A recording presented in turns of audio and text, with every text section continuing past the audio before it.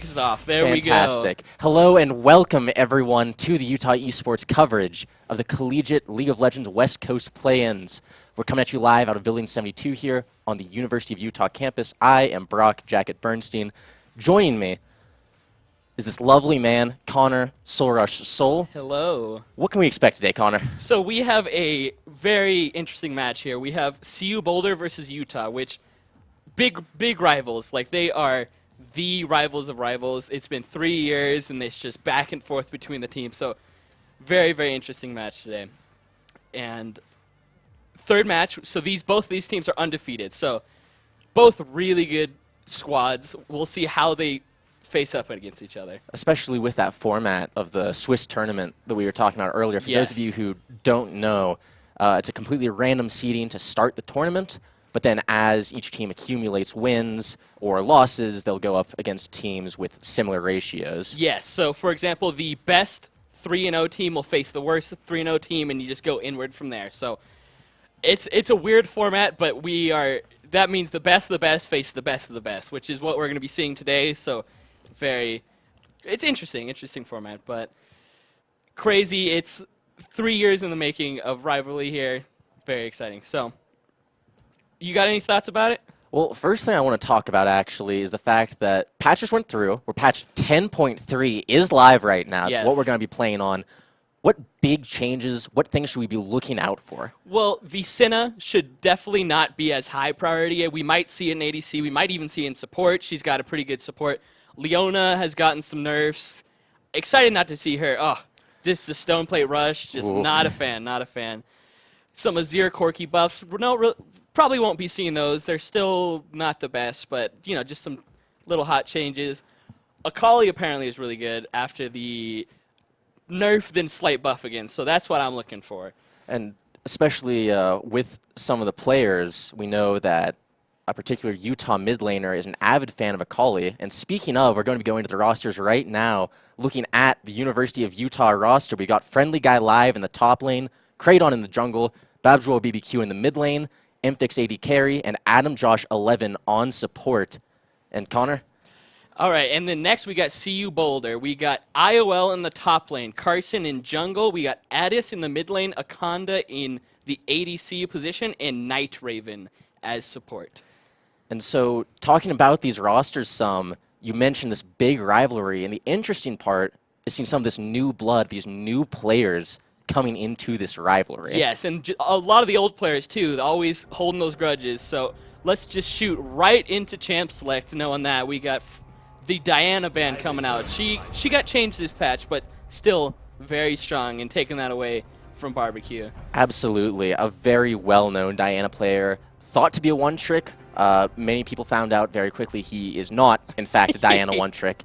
The Lee Sin ban, not surprising to see, knowing that Carson in the jungle really likes that. What other bans do you think we can expect to see here? Ooh, we got IOL loves his Ornn, it looks like. He has been playing Ornn Aatrox, so we're going to be looking for maybe the Ornn Aatrox ban somewhere in the bans of Utah. But Boulder banning out Barbecue's Yasuo there. Yeah, that's, I think, a good choice, trying to definitely limit his champion pool.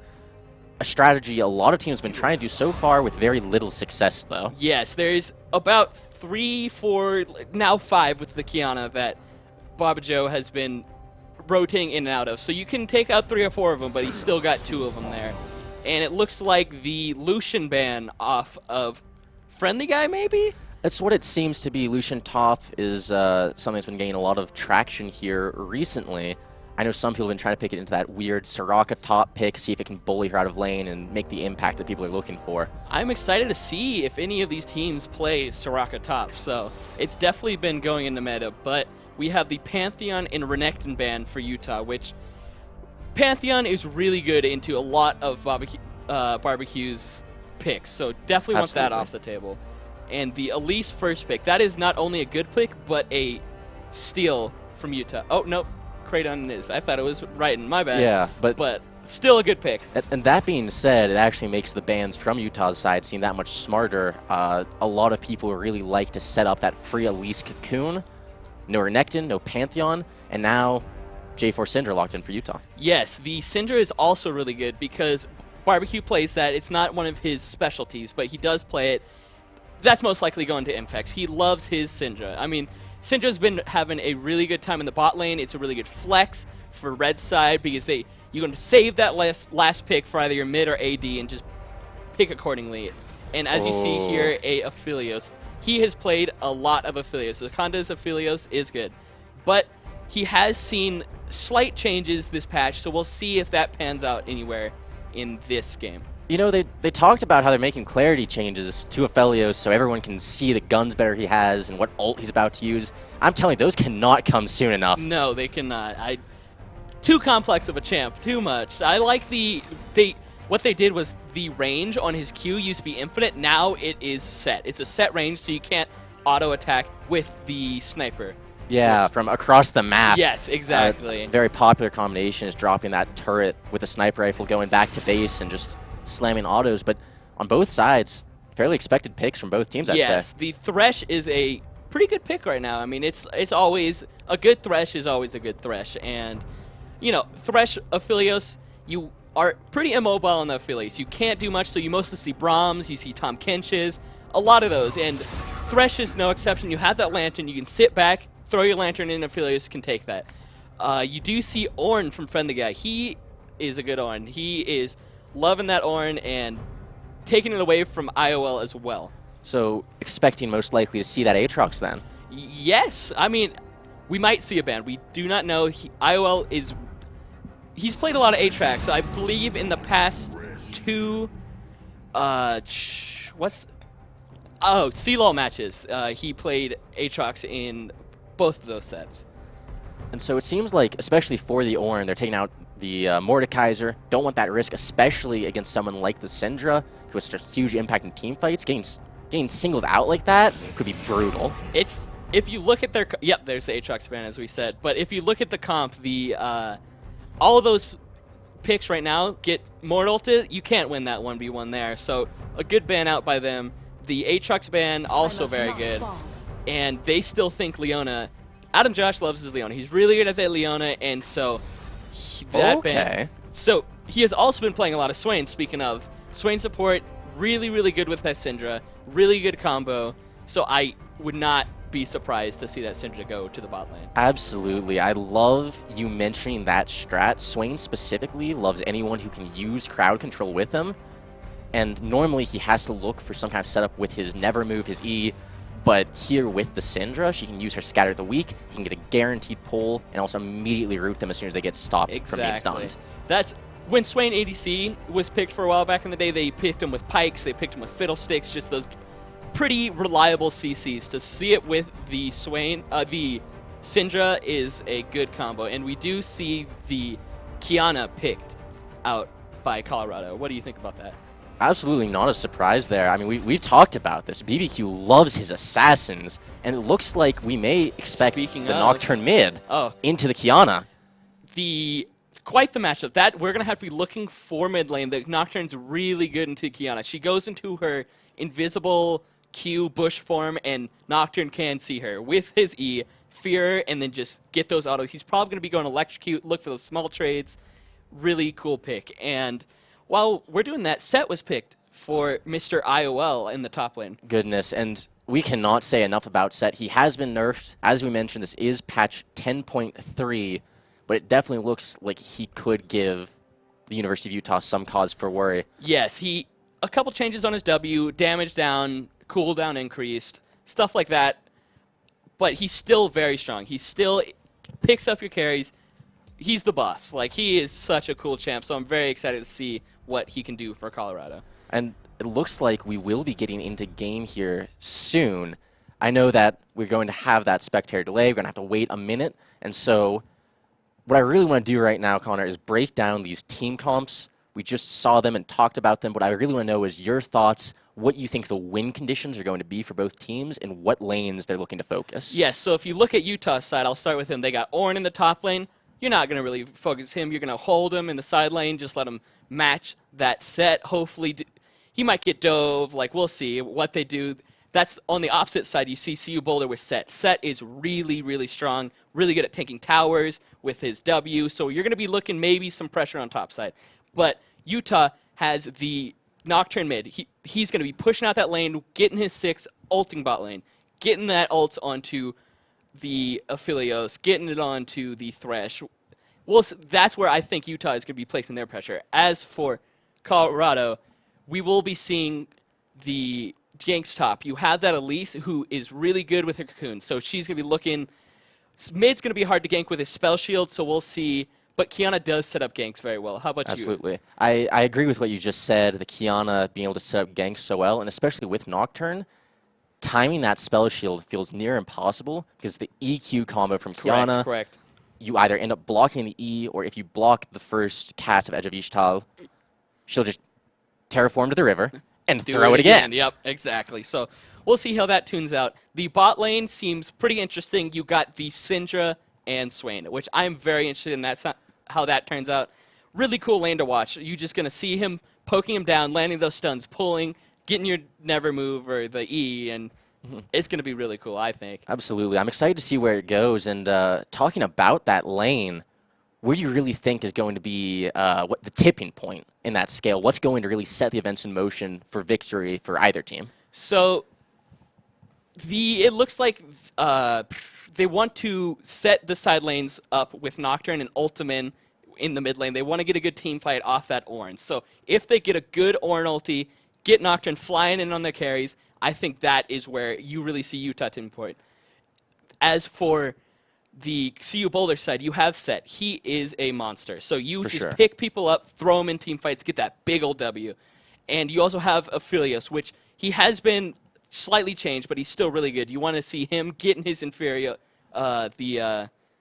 Infernum, there we go. Yeah. Thank you very much. You want to see him getting his Infernums off in team fights. With that Hurricane, you deal ridiculous amounts of damage. So they do have a big front line with Set, and you have Elise to peel with her Cocoon, and you have a lot of tools to work with. So I'm excited to see what they do with that. Without a doubt. And in terms of the narrative, I definitely want to put more emphasis on what you were just talking about there. BBQ in the mid lane, we know him as one of the best players we have seen so far, taking the place of the star player role from James in the spotlight for so long. Now suddenly a lot more attention-focused mid lane. We saw that in the bans. We see that in the picks, even giving him last pick to counter that Kiana.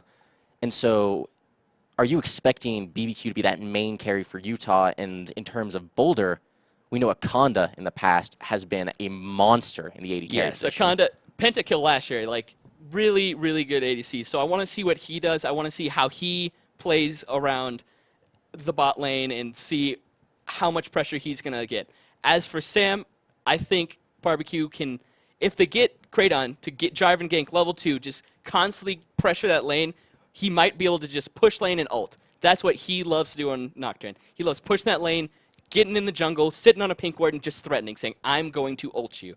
Then the bot lane either plays up, gets ulted and all dies, or they have to play back, giving bot lane insane priority. So we will see if he uses that this match.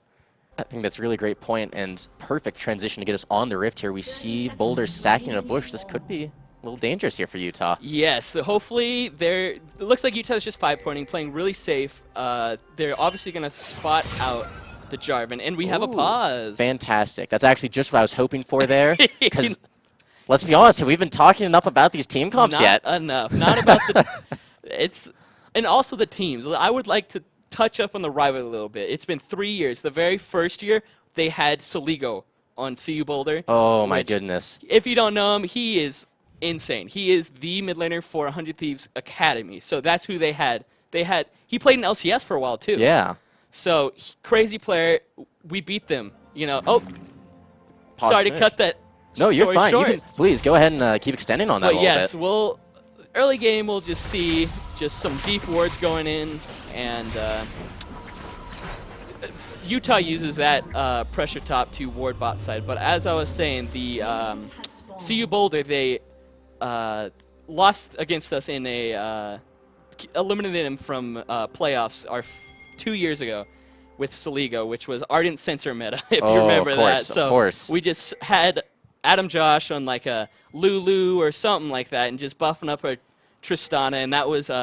when we had Fritz on the team. Shout out to Fritz, who played that tank Victor mid, which was Oh my goodness, Really? you're bringing back so many Yeah, fond memories. Very good times. But let's pay attention to this game right here. We got the Nocturne, incredibly good at wave cleaving. Or you just launch your Q in the wave and just auto, and it's all your creeps are just instantly. As Kiana, she doesn't push very hard right now, so Yeah, he's gonna get the prio in that lane right now. Not much you can do with it though. Looks like that's definitely going to be BBQ's plan there in the mid lane. Just shove as much as possible, look around the map. Especially early game is so important for the junglers, and so as a mid laner, definitely want to look to shadow them. Yes, and just make sure as soon as scuttles come up, Nocturne will have the priority over Kiana, so we'll see what they do with that.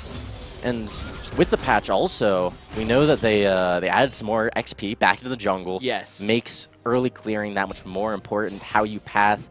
Are you expecting to see any changes here, or you think still the usual 3 camp into a gank? Probably the 3 camp. I mean, the XP changes are pretty significant, but they're not. Ganking lanes is still really important for your laners and for you. You still get a lot of XP for kills or just leeching some CS from them over the gank. Okay, Elise bordering here on the middle lane. Is Carson going to be looking for something? It looks like Nocturne knows. Yeah, Hadis goes in, but nothing going to happen. Carson going back into the bottom side of his jungle. Cocoon goes wide. Just waiting for scuttles, just killing some time, maybe getting the kill off on Nocturne, but nothing successful. Oh, return right gank coming in from Kraydon. He's looking for it, but it seems he might not be able to get it. No, walks up, but once again, another jungler saying, hello, how are you doing today? It's just waiting for that Scuttle Crab, just some downtime. And it's really hard to gank a Kiana who's just sitting on that brush form, because as soon as you get there, you can just throw that brush and you're invisible, so. Really Smart there from Kraydon to get that smite off, too. Yes, he knew that Elise was just walking around somewhere waiting to smite, so he's going to be maybe looking for that top crab. He knows that top lane looks like to have priority right now and can walk down and help him with that crab. We'll see if a fight might happen after this crab. One can only hope here right now. Surprised to see the Ornn with the lane priority here on the set. Well, it looks like it's coming back, but we'll see if Nocturne's able to come help the Jarvan secure that scuttle, but looks like Elise is just going to take that. Yeah, careful ping is issued. He says, back off. We don't want to contest it. Ooh. Oh, bot lane. That's a nice trade right there. A good chunk onto Aphelios right there. And that's the power of the Syndra Swain, just letting that Q, and then you spread the weak, and it's just instant pullback from the Swain, and you just lots of damage with that electrocute on that Swain. Right here, we can seal the lane priority. I think this is really smart from the side of Utah. They know that the Elise is top side, and it's giving them this much freedom to extend like this as 2 immobile mages. Yes, that is the best feeling. When you see that jungler up top, you can just play up forward and not worry about a thing. That's really nice for the side of Utah, but it looks like there's a big wave crashing into tower. With that, it looks like Aphelios is going to be up. If he gets that entire wave, probably like 10 farm. Uh-oh. Oh, bot lane fight's breaking out. It's looking like Thresh is going in. Night Raven looking for the pick on Imfix. Down goes Imfix. Akonda. First blow on the Aphelios. Kiana once more. Addis looking for the pick here onto Adam Josh 11. Rowing from the mid lane. Ignite down Night Raven. Taking the kill. Very well played from Boulder right there. They use that Graviton to just lock down the Syndra with the hooks, the flays, and then roaming your Kiana down and securing the kill onto Adam Josh. For sure, and by the time that they saw the Kiana on the Skull Crab, it was just too late. Yes, they were already locked up by that Thresh and Graviton gun from the Aphelios, which a lot of CC with that combo right there. For sure, and that's absolutely how you want to see it happen. Aphelios setting up the Graviton snare with his Q for the Thresh. Thresh gets an easy death sentence, and it's just one thing of CC after the next. Yes, a very annoying combo, but it is quite strong. And we see the BF sword picked up from Akonda already. Very, very strong right now. And the Moby boots from Thresh. So we'll see if he uses that to roam mid, or roam around the map, maybe look for the Herald once it's up. Do see him on the mini-map here. It looks like he's wanting to clear some vision, and Cloud Drake actually being started up by Utah. This is a Kraydon special. He loves getting those early Drakes on Jarvan, on Trundle, or whoever. He really likes, usually solos them, but he's getting a friend now. Two of them, it looks like. Yes, bot lane has priority, so they're able to roam up and get that dragon, which some out of combat movement speed is, pretty good. It's changed to ultimate reduction now, right? Oh, yes, of course. I am so sorry. No, yes. You're good. I think that's actually an even more important point to talk about is Utah's team with ult reduction, especially now that people are coming in. Jarvan and Nocturne coming in. That's going to be a conda going down. The TP from Friendly Guy live. Thresh already out of there. Looks like the TP is not going to amount to much, but that is a kill over to the side of Utah. They want that. They knew that Akanda had no flash, so very smart by them. And speaking of that ult cooldown, Barbecue's going to be happy about that because he just uses ult. It's on a pretty low cooldown now with that Cloud Drake, and it looks like Kiana has the push up on mid because of that. Okay, fishing for a hook, but nothing to be had. BBQ walking back to the mid lane and just looking to farm. Yes, this is exactly what I like to see from the Nocturne pick, is getting into side lanes, just sitting your ult down and getting a kill from that. The TP from Friendly Guy was not ideal. He did not get much from it. He missed a big chunk. He's down about 10 CS, give or take. With clearing this wave, it'll be about 8 or 9, but not the best TP for him. So we'll see if Colorado uses that TP advantage to amount to anything. Which I would like to see them recall their bot lane, send it up to top lane, get priority on that Herald. Send your set bot, you have the TP advantage. With that TP advantage, you should be able to get Herald, but we will see what they do with that. I love you bringing attention to that Rift Herald spawning. A lot of pro teams right now I know are loving that Herald, loving the plate gold. You know, the two ways of playing right now is prioritize Rift Herald and plates, or go for the early dragons. And with two Heralds, you just love both of them. So little trades going on top, you know. Not really a whole lot happening. Yeah, that's the Ornn versus Set. Just a bunch of hitting back and forth and losing like 1/8 of your health. So nothing big. We are looking at them sweeping out the top side of that Herald. So maybe they're going to be looking for that Herald. They have no TP on their Syndra or their Ornn. And so with their bot lane pushing up fairly heavily, with Kraydon actually starting up the Rift Herald already, it looks like this is a big mistake on the side of Boulder, but no. That's going to be Barbecue backing off and just looking to help out with that Rift Herald. And that is a good trade from Barbecue because now Addis has no priority to go look at that Herald and see what's going on and maybe get it or stop them from doing that. So a good trade off onto that Kiana. Absolutely. I'm liking to see how they're playing, but they're looking for the bot side dive. Rift Herald picked up. That's going to be the Thresh. Kiana, they smell something's fishy, but the Thresh is still looking for it. Kiana ultimate dropped. That's Infex going down very shortly. He's still alive. Wow.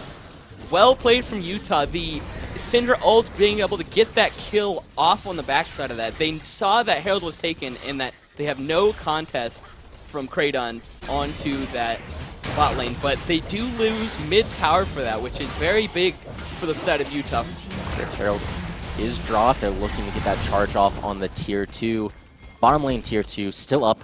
Very few plates picked up, and as you mentioned, the Syndra getting that return kill is huge for Infex. Yes, if that dive was played any better, they could have gotten 2 and then maybe gotten the tower after, but Utah playing that very well. Adam Josh backing off saying, you know what, you can go ahead and die, Infex, have fun, but he does get a 1v4 kill off of the back of that. Very good for Utah. It is interesting, though, you mentioned that. Oh, Nocturne ult coming out. That is going to be a stopwatch coming out of Night Raven. Super low. Ignite taken away, but he's going to live. It looks like they're just sending Kraydon into the jungle, scouting for vision, and as soon as they see someone, they are sending that Nocturne in to kill him, which is really good for them. They have that Cloud Drake. I've been seeing a lot of Nocturne ults, which is really, really cool. Yeah, the name of the ult is Paranoia, and it looks like that is what BBQ is looking to instill into the team of Boulder. Looks like the next objective coming up is going to be that dragon in 20 seconds. So they do have TP advantage in the top side, CU Boulder does. So we will see what happens here. It looks like they're sweeping, they're placing their pinks, getting ready for that Ocean Drake. Absolutely, and that Ocean Drake could be a very nice boon for either team. Help with that regeneration, out of combat, in combat, doesn't matter. You want some health, you want some mana, go ahead and have it. Yes, very good for either side. But it looks, they know Nocturne ult is down, and they have, Let's see here, it's Swain in the bot lane looking to go aggressive. The Syndra ult is taken there, but Akanda has the Severum, and it's just lifestealing. Yes, it looks like Colorado really likes putting pressure onto their bots. They know Akanda is really good at that Aphelios, so they are trying to send as much as they can into the bot side. And with that poke onto Akanda, they cannot rotate over to Dragon and get that right now.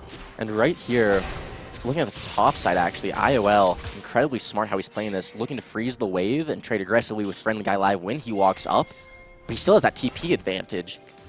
But yes, it's going to be on Friendly Guy to either wait for his TP, which looks like it's coming up fairly soon, or to just walk down over. And it looks like he has chosen just to walk down over. Definitely opting into it, but Boulder does not want to give this up just yet. Set's looking for the teleport possibly from base. They're walking in, the Nocturne ult is taken out. Aphelios going somewhat low. He's getting jumped on by Barbecue, flashes away. The fight is going all over the place. Kiana ult is out. BBQ still alive, dead now. Ornn ult coming in, the Ornhorn, the Forge God taking out more members of Boulder. Set is in the fight, the boss has arrived. Elise has to flash out, but the showstopper is down. Infix still alive, flashing away. Friendly Guy Live looking for more, but not gonna find it. That is a bloody fight, but a dragon over to the side of Boulder. Stolen away.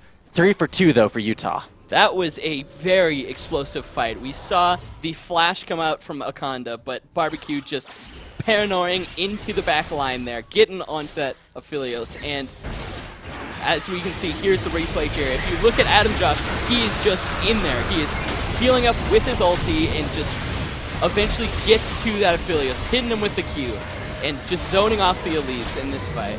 And big Ornn ult here, getting the knockup onto the Thresh. Look at the Set here, wants to jump in with that ultimate, but even that, forcing Impix's flash, definitely a decent trade for him. But yes, Impix seemed to be out of mana on the tail end of this fight, which seemed to be problematic because Set could just run over them with the Ornn and the ultless Swain. Can't really do much damage to Set, so he kind of forced out some flashes, forced Utah to back up. a lot of important cooldowns blown there. Very few flashes up on the map whatsoever. We can see that Friendly Guy Live, in fact, is actually the only one with his flash up. Yes, there was every single summoner, it looks like, burned, except for the Nocturne combat summoner, rather, but except for the... Right, going aggressive here. Decent trade onto the Ornn, but he's backing off. Nothing more to be had. He is going to recall. Might be the tower going down. I'm interested in he's going to use his TP. Oh, it looks like he's staying in seeing if BBQ spot on the ward. He is spotted, so it looks like he's just going to use that pressure so that Friendly Guy can clear that wave and make sure that tower is safe. Almost thought for a second he was going to leave the ward, trying to make them have to keep guessing is he just moving in or not. But he yeah, just didn't see it on the first go, I guess. thankfully, does clear that out. He did prioritize those armor boots, which is very interesting because the Elise Cocoon, he's confident that he can spell shield it, I guess, but into Kiana, the Kiana will not be able to just burst him. Oh, Paradoy coming out. He's jumping onto Addis, going low. We do not have a visual just yet, but he is dropping lower and lower. Going to live, though, has to flash. It looks like he was low and had to flash, yes. He did not burn his ulti? I cannot tell. It's very impossible to see it. We see the ult come out from Aphelios, the Gravitum Root, Thresh walking in, Elise on the side. BBQ, you have come out too far here. The fear going off, but it is inevitable. He's going to go down. One kill over to the side of Boulder.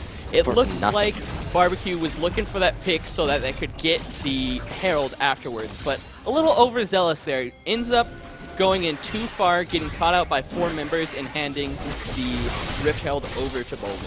And this is the second Rift Herald too here, Soul Rush. We're going to be seeing a lot more damage on these towers.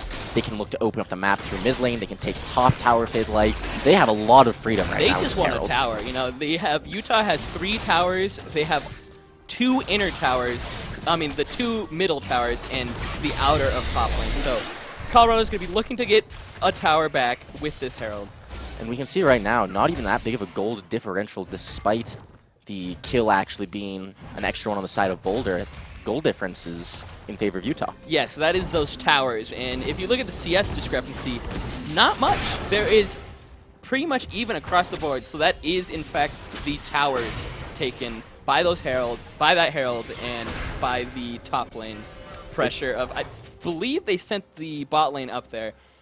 And the gold discrepancies are also, there's about 1K in the middle lane, and other than that, not too much difference. I'd like to bring your attention here. Athelios, most gold on the side of Boulder, whereas the Nocturne actually is the one with the most on Utah. Which, as Boulder, Nocturne likes to jump onto that Aphelios, so hopefully he can build those resistances, maybe get the PD, or just sit by the Thresh Lantern during those fights. And right here, I like what Boulder's doing, dropping the Rift Herald top lane as Dragon is coming in, but having a lane without teleport, not looking like the best idea. Set alone by that tower, nothing going to happen on that dive, though. Yeah, it looks like they are going to just trade that top tower for that Dragon, which is spawning in about 3 seconds. And we will see if this Herald can, in fact, get 2 charges off, which it looks like it will be able to. In honor of the Colorado University, seems this is a Boulder-based Dragon. Yes, kind of upsetting that they didn't get it, but... Yeah, well, looks like they're about to get a prize in the form of a second tower in the top lane, finally getting some in return. But Dragon falls to the side of Utah. And we do see the Nocturne in the middle lane. We will see if they send him up, but it looks like Boulder is just going to take those 2 towers and say thank you very much and back up. Yeah, thank you for your business. We appreciate you letting us even up the gold. And right now, they're looking to Deathbush, but you're not Fnatic. What are you doing up there? Yeah, they are looking to just probably give that bot tower, maybe look for a mid tower, maybe a dive onto that Nocturne, see what they can do. Nocturne does have flash and ulti, so we will see if Look in the middle lane, Elise coming in, popping that spell shield early. Paranoid drops down, but that is going to be BBQ going down as well. Tiana ultimate thrown, 2 teleports coming in. They're looking for the pick. Huge scatter of the week. Ornal coming in. That's already an Aphelios dead. Another pick onto the Kiana. Everyone's collapsing. No! He makes it out. Hook onto the Syndra. He's going to live. Double kill for Infix. What are you doing here, Boulder? One fight after the next. The boss is going in. Get dunked! That's going to be the boss coming down, missing the flash, and he's going down next. Boulder, 4 for 2. Very, very overzealous for Boulder. They were looking for that dive onto the Nocturne. Nocturne, very smart to save his flash there. Did not use it. Used that ulti to just juke around, send them under tower, but they did not account for the double TP onto that mid tower. A huge scat of the week from Infix, stunning 3 members and just melting that Aphelios. Very, very well played by Utah. I'd absolutely love to be able to see that fight again if we get the chance, but either way, as you mentioned, that scatter of the week made the difference in that fight. Exactly. You don't want to fight in those small corridors against a Syndra and a Ornn. Both of them just annihilate. You get that Ornal, you get that Syndra with the Brittle stacked on the champion and the scatter of the week stun, you will hurt. Talk a bit more about that Brittle here for me, Soulrush. What is going to make the difference with the Brittle? Why is that so important into this team comp? Well, the Brittle is really good with stacked CC, so you got a lot of CC by the side of Utah. So the Brittle will be adding a lot of damage for each of those CCs with that ult, with that W. Especially with the extended duration to the CC, what gets procced with the Brittle. And we saw it right there. The Forge God coming through the enemy team. Oh, here we go. Look at this here. You can look on the minimap. You see the bot side moving all up. Double teleport coming in and pay special attention here to the center stun. Oh my goodness. Beautiful right there. The Kiana actually does sneak out here while she's in the stealth. That's actually why Kraydon just went right past her. Even going past the ult and Swain, in fact. And it looks like another fight's going to be breaking out, actually. Elise getting caught here by Friendly Guy Live. The Paranoia is out. But no, solo kill. We are not seeing anything else going on. That is, in fact, an Ornn solo kill, but another fight is going on. Let's go back to live. Kraydon gets a big ult there. Night Raven and Aphelios nowhere to go. Addis is looking to get out. The Kiana ult. He's looking for the pick onto Infix. He's walking his way away. The entire team's swerving on in. Out comes the unleashed power. Goodbye, Addis. Goodbye, Boulder. And that's The entirety of Utah looking for that Baron. Yes, that is a very good pick by Friendly Guy. Getting that Brittle, as we just talked about, and soloing that Elise. Making it so that they can just send that Jarvan ult. They know Akanda has no flash from that last fight, so they send Kraydon to ult on top of him, and just get that free kill. And they are melting this Baron, surprising from the Syndra pick there in the bottom lane, but Nocturne seemed to put in more than enough damage on her behalf. Well, there's no really contest. An early Baron feels really good for Utah right now. They're going to be looking to use that Baron, group up, or maybe send Nocturne to a side lane and get him to ult. So here is that solo kill. Oh, clap number one. Clap, just down. Not even in a second clap. Now let's look here into the team fight. We missed the start. Absolutely, BBQ going into the back here, diving in. Kraydon joining alongside him, walks right out. Adam Josh with the Swain ultimate, taking out the bottom lane with the help of Infix. Kion goes through, not enough damage, and then down goes Addis as well after a bit of time. Yes, it looks like Addis was trying to pick up a kill. He knew he was dead, so he thought he'd pick up a kill onto that Syndra, but she has too much health for him with that Dorn's Ring, I guess. That's what it seems like right now. Oblivion Orb as well, a little bit of health there, but that's it. No resistances, no nothing. Maybe runes, a little bit of armor. Yes, but yes. 6 armor doesn't look like it was the difference maker right there. And if you look, we do have the stopwatch onto Nocturne. We will be seeing if he will be ulting into the fight. They have probably timed that Aphelios flash. They know it's coming up relatively soon.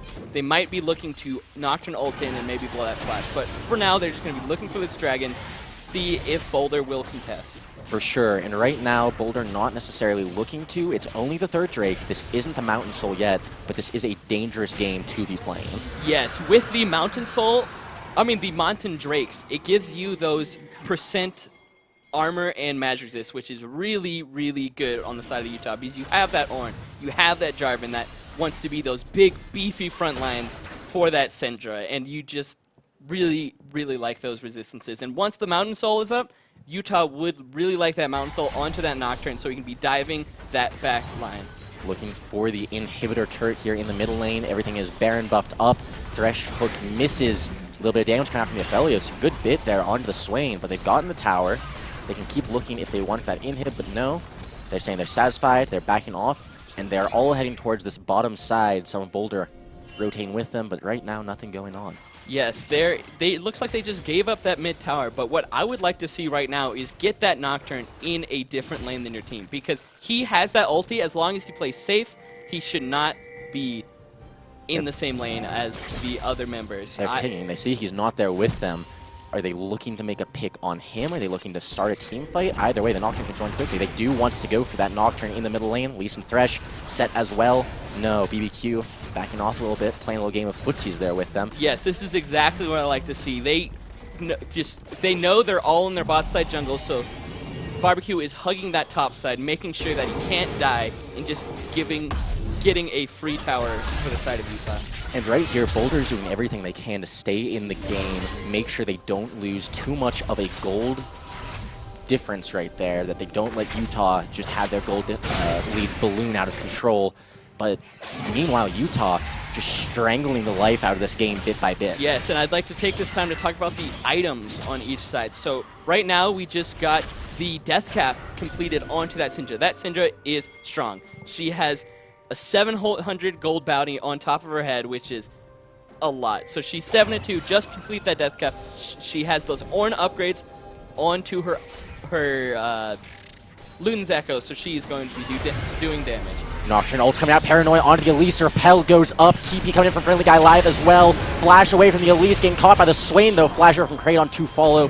Lantern, where is that going? Straight back to the base with your Elise. Forge God is called, but nothing further in this fight. They get an Elise and 2 flashes off of that. They get that Thresh and Elise flash, which is very good for the side of Utah. And didn't burn too much of it. They burned that Ornn ult, they burned that Ornn TP, it looks like, and the Jarvan flash. Oh, and Nocturne's the Nocturne used flash, as well, yes. trying to follow up with that fear, but not going to get a control ward here to help secure some vision. And BBQ, an uncharacteristic solo death from the mid laner of Utah. It looks like they're just going to give that mid tower for that teleport death, coming from behind from set. They want to fight this. Elise coming up in 2 seconds. They're trying to zone them off. Friendly Guy live though, getting caught out. Not even unstoppable. Getting hit bit by bit. Hook on the Infix. This is gonna hurt, says Set. He goes in with a huge haymaker. This is not just a small skirmish. This is an all-out brawl. Kraton going in with the stone plate, living as long as possible. Night Raven is down. Carson might follow right after. Repel is up. Elise actually goes on to Infix and gets a kill and a death for her troubles. Friendly Guy Live taking some damage, getting hit by the Aphelios, using the onslaught to kill him. They want more. Addis is hungry. He is thirsty for these kills. He's using the movement speed. He's going up on Adam Josh 11, about to get to the tower for safety, but he still wants it. He's hitting with a grab. Never Move is down. Flag and drag. Goodbye, Addis. One more time. Getting a bit too ambitious. That was very, very ambitious from Addis. Paranoia we do as see well. The Nocturnal. Can they get vision? Flag, no, not going to give anything they're looking for. Plant too late. Looks like he was just out of vision there, but it looks like a pretty good setup from CU Boulder there. They got there, they knew that the Nocturne was dead, and they got the set in the back line and didn't really do much with that. You talked about this before the fight, though. Infix, with that huge 700 gold bounty, did get shut down, but the gold went over to the Elise, an early game champion, getting all that gold in the late game. Doesn't sound too helpful. No, that's, if anything, that is one of the best targets to get the shutdown on. Preferably not give the shutdown, but not the worst for the side of Utah. But they are pretty happy with that outcome. They were looking pretty grim there. They just send Friendly Guy up. They send that Ornn into the middle of all of them, take all the damage, and just get some kills off the back line. Misses. This is another game of footsies. Knock up onto the Elise. Another one as well. Goodbye, Carson. Another fight coming up. Forge God is there, as is the Cataclysm. Sets in the backline. A huge haymaker, but he is gone. Kiara ult goes down, freezing a bunch of the targets. Aphelios issuing the Moonlight Vigil. He's going to root some of the team, but it is not going to stop them. This is an absolute slaughter from Utah. Only Infix going down. Paranoia onto Night Raven. He is dead. Only Akonda left alive, and Utah is looking to close out this game. These fights are going perfect for the side of Utah. They are sending their front line in that back line, completely sectioning off the two sides. They're trying to zone off the Aphelios. He's trying to walk in, but this could just spell his death. Of course, Ornn is walking up. Death timers are slowly but surely going down. BBQ also falling simply to an Elise Spider Lane. Friendly Guy is trying to duke it out, but Utah's decided they do not want this. They do not want to try and end right here. Elise going up in the air, going to live. Good haymaker there from Set to shut down the Ornn. This is the fourth Mountain Drake, though, for Utah, rather, the fourth Dragon for the Soul. Which Utah really wants here, so we will be looking to see what CU Boulder does in response. They might be looking for that Baron, it looks like. And right here, that is absolutely what it seems to be. No one even walking near Dragon. Putting Set on the bottom side. He doesn't have teleport, but Friendly Guy Live is dead. BBQ is dead. And they're walking towards this. Are they looking to catch them out? That's what it seems to be. They do not have that TP onto the Set. We'll see if Utah sees that and calls their bluff here. They sniff something out. They know some shenanigans is going on. You only have Aphelios in base, and you only have Set on vision. Where's everybody else? Yes, it looks like they are calling their bluff here. They're saying, you're not taking Baron. I wonder if they have a ward on that Baron, or if they just... They did use the far side alteration. Yes, they used their far side. And looks like nothing to be happening right now. And this is Utah just resetting, waiting for those death timers. They do want to go for the Baron. Baron, the game accelerant, Dragon, the insurance, and...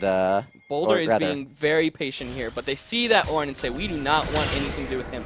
They know that Ornn is big. He cannot die. Sir, please get your mountain shield out of here. Yes, that will absorb a big chunk of Colorado's damage on that. They are grouping up here, though. Set is in the mid lane. The Forge God is called. A Vision of Empire as well to zone away. Set walking into the wrong position. BBQ coming in with the Paranoia. Set already down, not getting through the haymaker. Kiana in the backside onto Kraton. Not going to find anything for her troubles. Aphelios is running away. Thresh on the run as well. Flash EQ from the Jarvan. Aphelios trying to do what he can with the Crescendum. Getting the Lantern away. He's trying to kite for his life. It's going to make it out at the moment, but Thresh still running. Night Raven still on the run, looking to get away. But it is three members of CU against the world, and right now one of them zoned off, another is dead. Akonda soon to follow, barely living, the redemption missing. Ooh. The Syndra Orb hitting. Akonda is gone. This is a very unfortunate time for that inhib to be spawning, but it still looks like they should be able to... Oh, it looks like they're going to back off and do the Baron. Looks like members of Boulder are going to come up in time. They do not want to have to deal with the Set nor the Kiana in their base right now. They say, give us that Baron. Let us know that we can close out the game. Yes, very not greedy. They're playing their cards very safe here, so very well played from the side of Utah. They know with that Baron they're going to be able to get another fight, pick off that Set. As you saw, that Set did not get his W off. He did not get that big old shield and just got melted in that play. Absolutely, and this is Utah's game to lose. CU Boulder has no control here in this situation.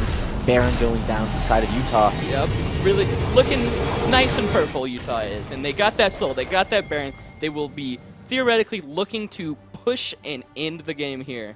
It absolutely seems like it. You can see on the minimap there all the members of Utah slowly running their way down into the middle lane. Boulder, seeing if they can set something cheeky up here in their own jungle. But you can see right now, look at that minimap, pure darkness on the side of Boulder. Yes, they are in desperation here. They're going to be looking to hopefully catch someone out, looking in that bot side. But Utah should just be pushing that mid lane. We will see if they do anything. They collapse on that Nocturne, but it looks like they're just going to take this and recall. Ooh, some noisy ones there at that. It's going to be all of them making their way back. I'm honestly surprised BBQ couldn't just hear all those recalls. Yeah, yeah, right. Very, very loud recalls. But it looks like they're going to get that Nocturne to push up that bot lane, maybe get that bot inhib. They're going to be in the bot side jungle, just between mid, hovering that Nocturne, hoping that someone will face check the jungle. This and could it be a looks fight like breaking out here. Born looking, that's the Swain, never move. That thrown is out there, the not finding Elise anything. Repel. That is a fairly long cooldown, but Doesn't- nothing for a little bit. Knocking down the inhibitor tower here while they're at it. Utah slowly but surely set on the side, fighting with Friendly Guy, just now taking out his shield. Paranoia is once again out. Kraydon on the back line. Meanwhile, the rest of Utah trying to peel. Addis is down. BBQ and Kraydon going to work on the enemy team. Adam Josh cannot even be hurt here by the Set. He's just running around awkwardly. The boss of nothing. Base is going down. Nexus is going down. Utah says, good game. Well played. Thank you very much for the win. That was a great game. As you saw, Utah's front line could not be touched. They were standing strong, and the back line was able to just free hit. Very well played by Utah. Absolutely. And you saw that Dragon Soul there, how that came into play. Adam, Josh, and Imfix in the back line, not untouched, but almost completely undamaged. Yes, the big shield does wonders for your back line, for your front line.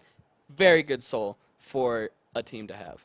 And now I don't want to drag this out too long. We've got some more exciting games to get into here. CU Boulder against the University of Utah. Round 1 over to Utah, but this is a best of 3 and anything could happen. So stay tuned and we'll see you after the break.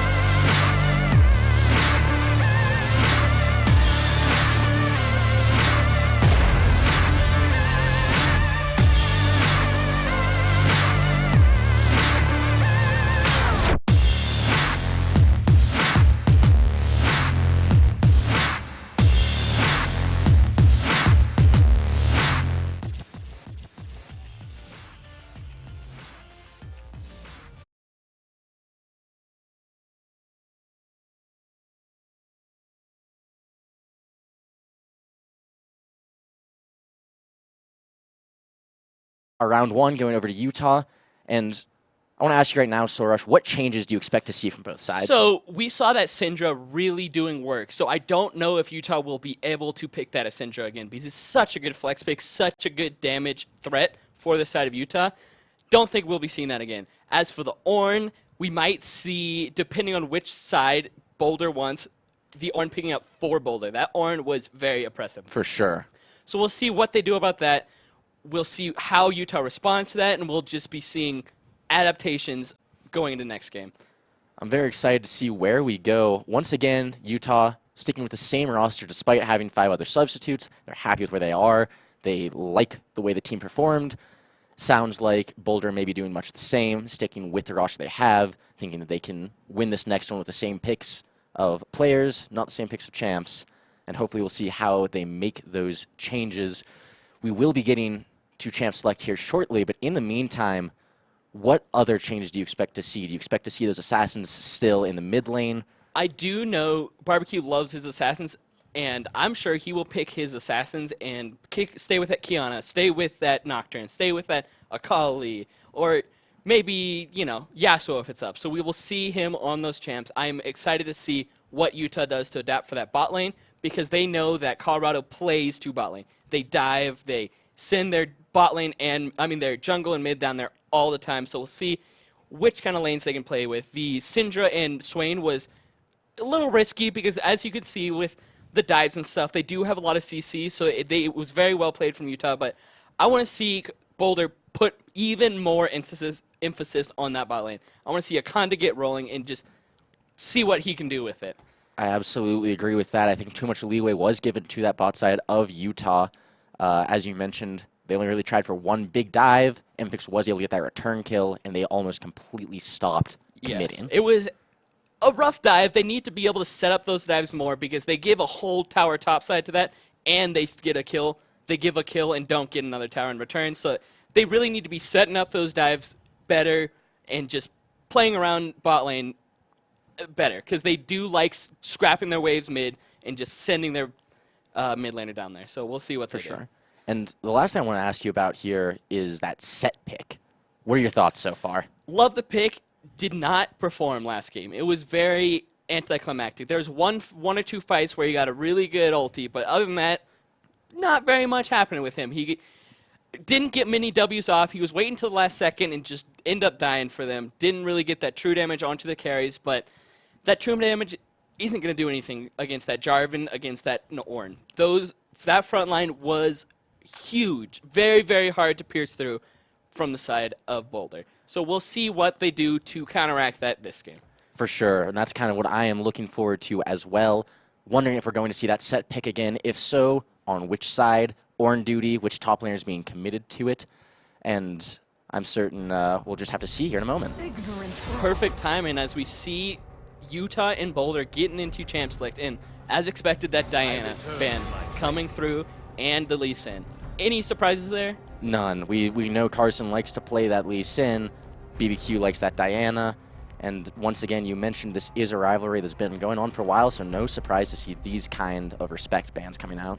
Yes, the Barbecue is new to this lineup, but we do know Carson, and we have seen his Lee Sin in the past, and it is nothing to be, to leave off at. Yeah, exactly. Yeah, it is quite the pick, but that Nocturne, too oppressive for them. They did not like having it just loom in jungle, apply pressure without even needing to ult, So smart ban out. Maybe let's see if they send another ban over to Barbecue.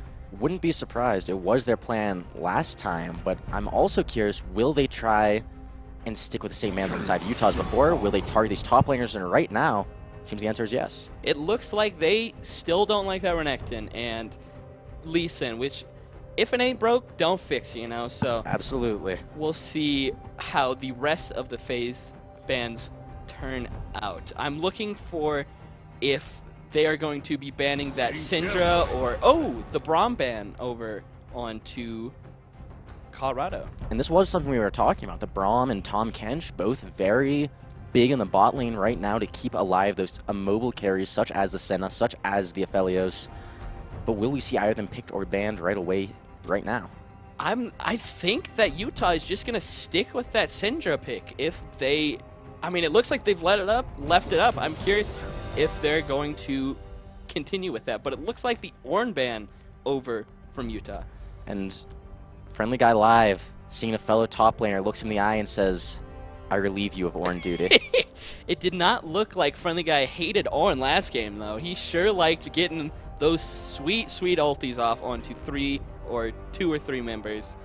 Jarvan 4 coming out on the side of Boulder, though, this time around. Yes, that Jarvan was able to just lock in that Aphelios and was not fun to deal with. He just pops that stone plate. You could not kill him. So good pickup over from the side of Boulder. Especially, as you mentioned, with Kraton liking those early objectives so much, he now has to look for another jungler, and there it is. Yep. Trundle. That is a Kraton pick. He loves his Trundle. That is a really, really good duelist in the jungle. So he might be looking for those early Scuttle Crabs and hopefully have priorities in lane to be doing that.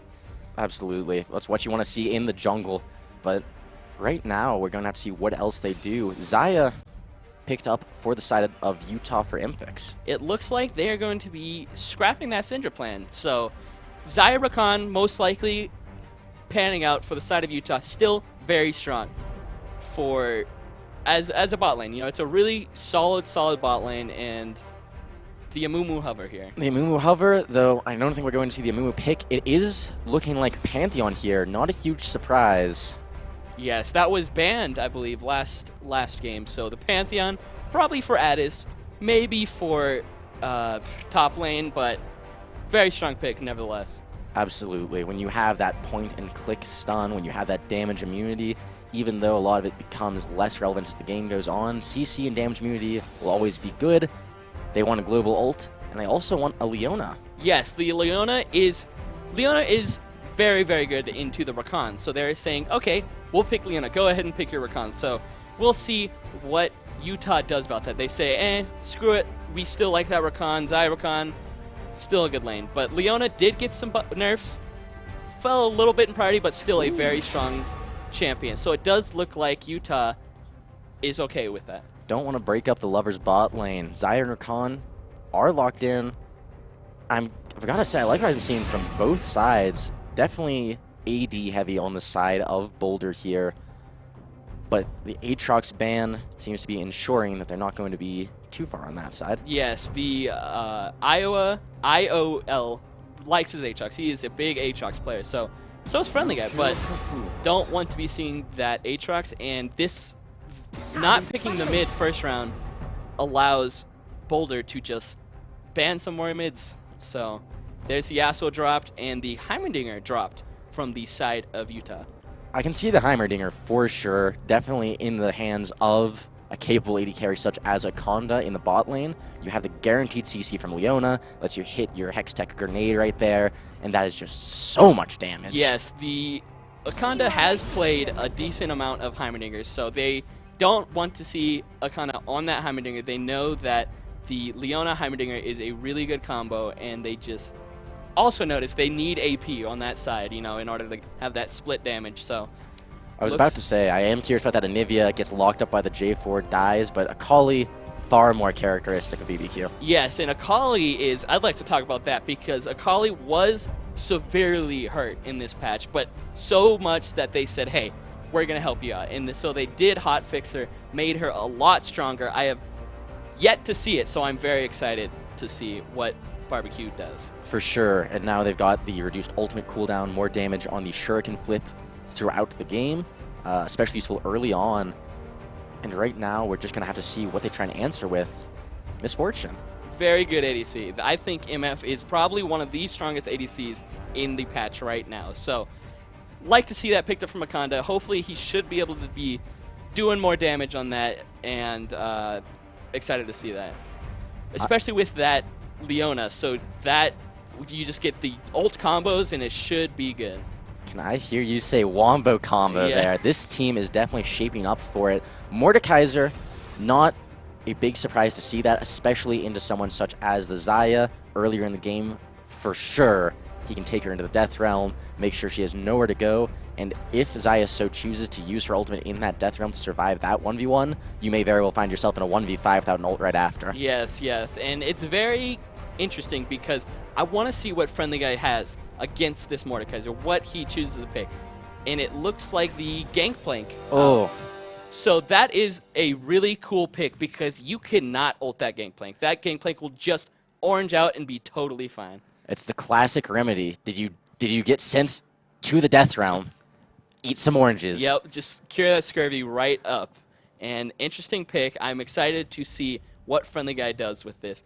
And another interesting interaction here is the Akali and Mordekaiser interaction. The Akali drops her Shroud, and then if she pops back up, Mord ulties, that Shroud is gone. So now you're stuck in a 1v1 with that Mord without a Shroud. So I'm curious if he ever does that, and I'm going to be interested. Yeah, for sure. Some expert-level ankle breaking is going to have to come out of BBQ to survive that, but considering he is playing Akali right now, he seems to be no stranger to having the lower limbs taken out of your champion. Yes, and back to Colorado's strategy, as we were talking before, they love that bot lane. So I'm curious to see how Zyra plays safe and just make sure that top lane scales up. Gangplank will be doing damage. They just have to wait for him and he'll be fine against that Mordekaiser. We want to see the Akali mid lane get some damage out, and I'm excited to see it.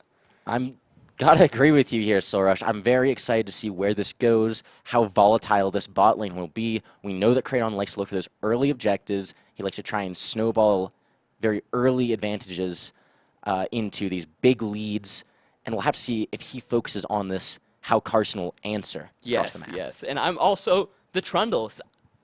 I'm curious what he's going to do with that. I don't really see many avenues for him to go. The Jarvan into Trundle is kind of, because once you get Jarvan ulted, you're stuck in there. You have nothing to get out of there unless you flash. I swear I've seen some Trundle players like pillar themselves out through some weird, like here's a wall, here's a pillar. I've never seen it. I'd like to see it, but interesting pick. That's like the Olaf. J4 was a big counter to that because they have no way to get out. Trundle, Olaf, they're just stuck in that Cataclysm. So we'll see what they do about that. As for the mid lane, also, the Pantheon into Akali, that should be a difficult matchup for the Akali. So we'll see what he does about that. I have to agree with you there. I'm really interested to see how each matchup plays out. Every single one of them seems like they could go one way or another with a moment's notice, with a little bit of jungler influence, with just the right ingredient to make a recipe for disaster for one of the teams. Yes. And top lane, I'm interested there too because I just don't really know which side that should go. I mean, the Mordekaiser is going to be looking to ult, looking to do stuff, but he's just going to farm. And also the gank potential of a Trundle isn't nearly as good as a Jarvan, so we'll see what they do about that. Yeah, I'm curious to see whether or not Kratos is going to actually look for those ganks early on. Is he going to just look for the objectives? We saw that's what he went for last time. It did work out, but Boulder could be looking to adjust here. This is a very long-lasting rivalry in terms of esports. Yes. And I'm definitely excited to see how they adjust, how they adapt. Yes, and I am looking for Utah to be placing priority on that Herald. With the Trundle, you melt towers. So as soon as you gank a lane, send them back to base, kill someone, or if they're on the other side of the map, you will destroy those towers. So I'm looking for an early swap. I'm looking for them to swap lanes, get that Herald as soon as Dragon's gone, and just maybe get the second one too, and you will get a lot of gold off of those towers. For sure, and I think it's you kind of nailed. I was going to ask you more about how Utah wants to play that early game, but I think you completely answered it all. Want that Dragon, want that Rift Herald, want those towers. Yes, and the Trundle is really good at soloing Dragon, and Tom is special, so Kratos going to be looking to solo that Dragon, swap the lanes, get the Herald. So that's what I think Utah's going to play their early game out. And so you think this lane swap, do you think that's going to be a very important factor in getting this Rift Herald in trying to help open up the map? Yes, because Rift Herald, there's a lot of priority right now. You see pro teams do it all the time, and Utah really likes to do that. So we'll see if they follow through. They did not quite do it last game, but they still secured that Herald, and we'll see what happens this game. Yeah, and it seemed like last time the reason they didn't was because they didn't have that TP advantage. They didn't want to risk a fight, and they were happy to just continue scaling as that Syndra Swain. But this time is different. This time, it is the Lovers bot lane, Xayah and Rakan against that Leona MF. I know we were joking about it in Champ Select, but truly the potential for that Wombo combo, get Leona to ult them out, get J4 in there, make sure with Mordekaiser that no one can stop the MF ult, and suddenly they are all trapped with nowhere to go. Yes, if you look at the comps, it looks like CU Boulder will love that team fight. They got that Jarvan, they got that MF, and they got that Leona. And you get your Panth in there, that is a team fight team if I've ever seen one. So we'll see how Utah does against that. And looks like normal across the board, normal items, and just 5 point from Utah, and looks like 5 point from Colorado as well. Yeah, it's always a little disappointing for me here to see no one ever tries to invade, no one ever tries to get that spicy level 1 fights going. It's not the same as solo queue games, you know? Oh, but a man can wish. Yes, yes. It looks like the cleanse onto that Xayah and the heal onto that Rakan. So the cleanse is always, it's taken a lot against the Leona. So as soon as she E's in, hits that Q, you can cleanse it and just run away. So good summoner spell onto Infex. And other than that, same. We do have the TP discrepancy in mid lane. So Akali will be able to sit herself in the side lane and, yeah. Without a doubt, Pantheon does have his Grand Starfall, is able to look for those roams, but it is not global. It's the second closest thing, but yes. He will not be able to go from top to bot like the Akali can with the TP. But this does mean that BBQ is going to be looking for more opportunities to roam, most likely. And right now here, Trundle is actually looking a little aggressive here into Carson's jungle. Pantheon's looking to cut him off, but he's just going to walk straight through his lane and say, I'm over here. Little game of Ring Around the Rosie from Kraydon and Atticus. Yep, Atticus, that's it. That's right now, as is expected, not a whole lot going on. This is going to be the aggressive trade from the Pantheon. Smokescreen is dropped. BBQ wants to get that damage back, but another passive Mortal Will on the Pantheon. Huge Spear Thrust damage there. BBQ is feeling the burn right now. Yeah, so that trade really went in the favor of Pantheon, which he has not only Biscuits, but also Corrupting. So he's going to sustain like no other. So very well played by Addis right there. Right now, BBQ biding his time, saying, you'll see how fun this is for you once I hit late game. Yes, yes. But Pantheon early game, very oppressive, so we'll see what he does with that. With that empowered Q, does chunks and chunks. Top lane, hold on a minute. Both are very low. There is a jungler up there, and that's Friendly Guy live going down to the Carson gank. First blood. Like the early gank onto Jarvan. Jarvan's really good levels 1 and 2. I mean, level 2, so he's going to be looking for an flag and drop combo, which he did in the top lane. And right there, there's definitely a false sense of security with that cleanse. You can't cleanse a knockup unless you use a flash or something after, which Friendly allowed to not do. We might see a little scuffle here at the Scuttle Crab. Kraydon is still looking like he wants it because he knows Carson is topside, but he has to concede to that strength of Pantheon early on in the game. Still wants it, though. And now we might get a little bit of a fight here since BBQ has begun to push out. Addis might be in a little bit of trouble, but the bot lane is roaming up as well from Utah. Flash from the MF. Big knockup from the Rakan. Leona going very low. Pantheon as well. Both flashes used. Night Raven not even getting the chance. Heal is taken out from Adam Josh, and that is 2 for none on the side of Utah. Also, the summoner is spent from the mid lane and bot lane of CU Boulder. What are they doing there? They have no jungler to contest that Scuttle Crab, and they just lose 2 for it. There's a certain point where you gotta say, it's just a crab, man. I know, it's overgraded for that. The Pantheon knew he was strong, but he was not that strong. So 2 over from Utah. They're going to be taking that gold and really enjoying that. And a big wave crashing onto the mid lane tower. Appreciate the observers let us have that moment to jam with the KDA music and all that. Yes, yes. That's a pleasant way to kind of put the cherry on top of that play. But speaking of plays, Carson is walking in here on the bot side. He wants to see if he can get the drop on these 2 lovers. They're backing off. They know that something is up with the aggressive way that bot lane is playing. You see the danger pings coming out, Dragon coming up. The bot lane of Utah does not want to fight for its spawns. It looks like Carson is using this Jarvan pick just to run around and gank lanes, which I have seen this Jarvan a couple times. Hopefully he's completed one of those, but very interesting strat over from Carson. Right now, we're already seeing some of the agency that Akali has in this matchup. Just looking at that way that smoke screen validates a lot of his point and click and auto attacks. Yes, and picking up, looks like he's going to be building for that Seeker's arm guard early, which he knows it's Jarvan and the Pantheon, so he wants to build up resistances, scale into that Gunblade, and hopefully win that 1v1 after. And that's a good dodge from Friendly Guy Live there. Looking at these little bits of micro coming into play in each lane. But right now, just very stalled out. We're seeing a fairly uncharacteristic performance from Kraydon in that he is not looking for that early dragon just yet.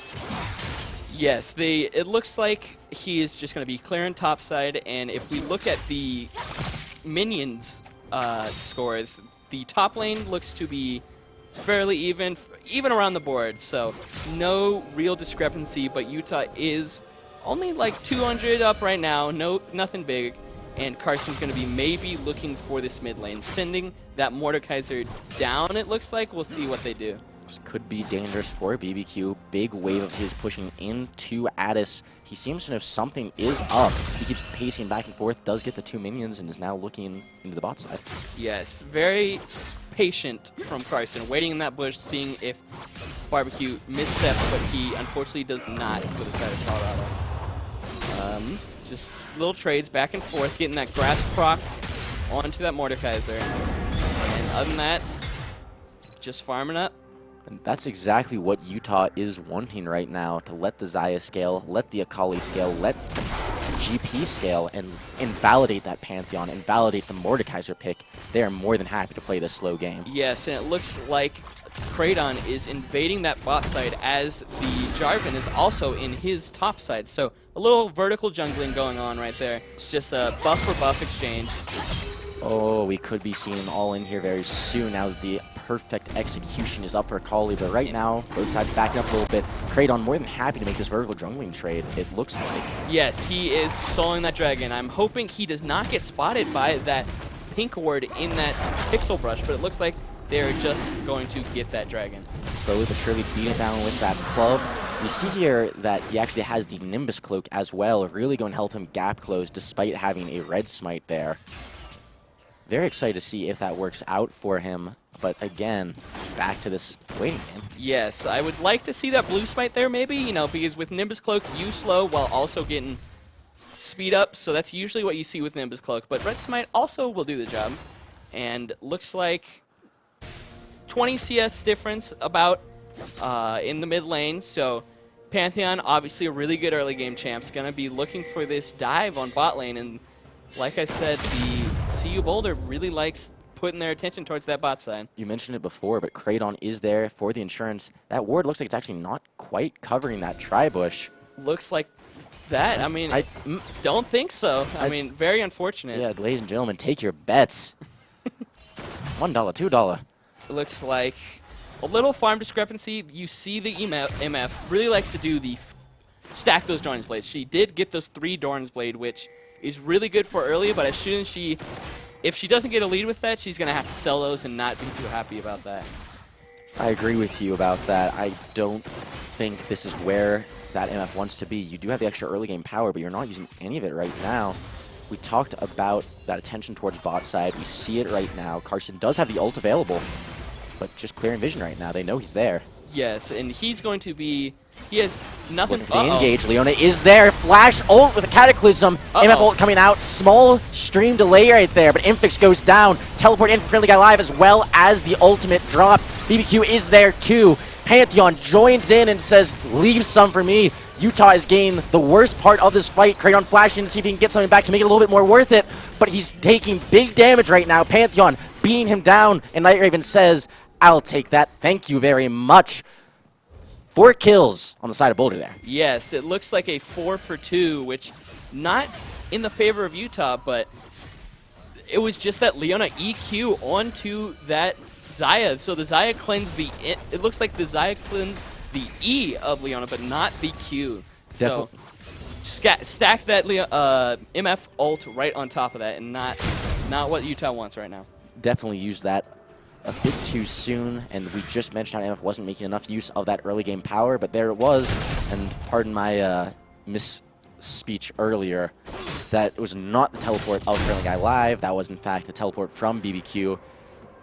He opted not to go down, possibly was afraid of the interrupt from Mordekaiser. And right here, this is a lane swap. This is really cheeky, actually, on the side of Boulder. Just sending that MF into the alcove. We'll see. Oh, alcove god, alcove god. They do see him. So this is what I would like to see, is an early swap to get that Herald. It was Boulder who did it this time, but goes over to that Jarvan. On a control war, but they know they can still look for that since the bottom lane of Utah has no way to collapse. And right now, Boulder is looking to that jungle. Yes, they are looking for that top side. Like, they really... They want the dive. They're looking for it. Flash, or not Flash, sorry, EQ from the J4, not committing. Setting up for that dive, though. Friendly Guy Live in a very bad spot. He might go down here in just a moment. Kraydon is helping to dissuade it. The entirety of Utah is coming up. They're starting to fight. Night Rain taking a good bit of damage, but they are backing off. Do they see Utah coming? Because they will shortly. Rift Herald is summoned. We may very well have a brawl on our hands here in just a moment, Sorush. Looks like they are putting all their pressure into that MF, which they like to do a lot. So it looks like Utah, though, is responding. We'll see what they do. Flag and drag. Cataclysm is used. Teleport coming out of the Mordekaiser. Carson is already low, though. The quickness as well from Adam Josh 11. BBQ hiding in a smoke screen while Adam Josh takes a trip into the Death Realm. MF ult is huge right now. Giant damage from the side of Boulder. That's 3 going down for only Carson on the side of Boulder. That is the MF ult you'd like to see in that fight. Just get them in that small corridor and just mow them down. That was incredible from the side of Boulder. And with that J4 ult, they still managed, J4 ult down rather, they still managed to get 3 off of that fight. Definitely getting a little bit too hyped up here. That was a very good MF ult, though, catching 4 members of Utah, all 4 that were there, rather. Impix getting the little bits of tower playing that he can, but Dragon once again coming up, and Utah has their eyes on him. Yes, and that was, if you saw the Mordekaiser just ultied that Rakan, so he cannot get his ulti onto members of CU Boulder, but looks like another fight is going to break out here if they choose to contest this Dragon. This is a Cloud Drake. Not really the most impactful. A lot of good ultimates on both sides here, but only 10%. This isn't a Cloud Rift just yet. We know it's not going to be Mountain. We know it's not going to be Cloud. That leaves Ocean or Infernal, both of which souls that are very impactful. Yes, yes. If you look at both sides, they would not mind either of them that get that buff. So it looks like Utah's going to say, go ahead, take that Dragon, and look to push top lane with that king. Definitely surprising, you'd think. The Utah would not want them to have that very impactful ultimates on the side of Boulder. The J4 ultimate, the Pantheon, the Misfortune, the Leona even. Yes, yes. A lot of good ultis for them, and looks like the Infernal is going to be the elemental of this game. So that opens up a bunch of different route pathing for each side, and also opens up that Infernal Soul. And as you just mentioned, those walls going down in the jungle is something that those immobile champions are going to love. From the Xayah to the Mordekaiser to the Pantheon, anyone who needs to walk through those routes but can't normally get through the walls suddenly has a much easier time doing that. Addis just slowly taking this tower, and right now Utah playing very reactively. Yes, it looks like they are on the back foot, down about 3.5k gold. Looking maybe... Oh, J4. Looks like nothing happening here, just spotting out that Trundle, seeing where he is. And another tower falls for the side of Utah. And we're seeing almost the exact opposite of last game, but another fight breaking out. Kraydon is getting caught. Cataclysm is out. Flash used as well as the subjugation. Flash from Friendly Guy Live. Misfortune ultimate bullet time interrupted by the pillar. Nothing further going to happen. Boulder does want that tower, though. See, this is what I'm talking about. The Jarvan into Trundle. You can't get out of that Cataclysm. So, very good pick right there, and blowing the flashes of Kraydon and Friendly Guy. And I have to agree with what you're saying. Right now, from where we're standing, it looks like Boulder has a far more advantageous team comp. Yes, it looks like they have a lot more. Oh, looking for another pick. Adam Josh 11 getting caught out from his first use of the battle dance. Infix and Adam Josh on the run. J4 does not have the Cataclysm, but he is still looking to go forward even further. Moe Boots are in effect from Night Raven. Has to use the ult.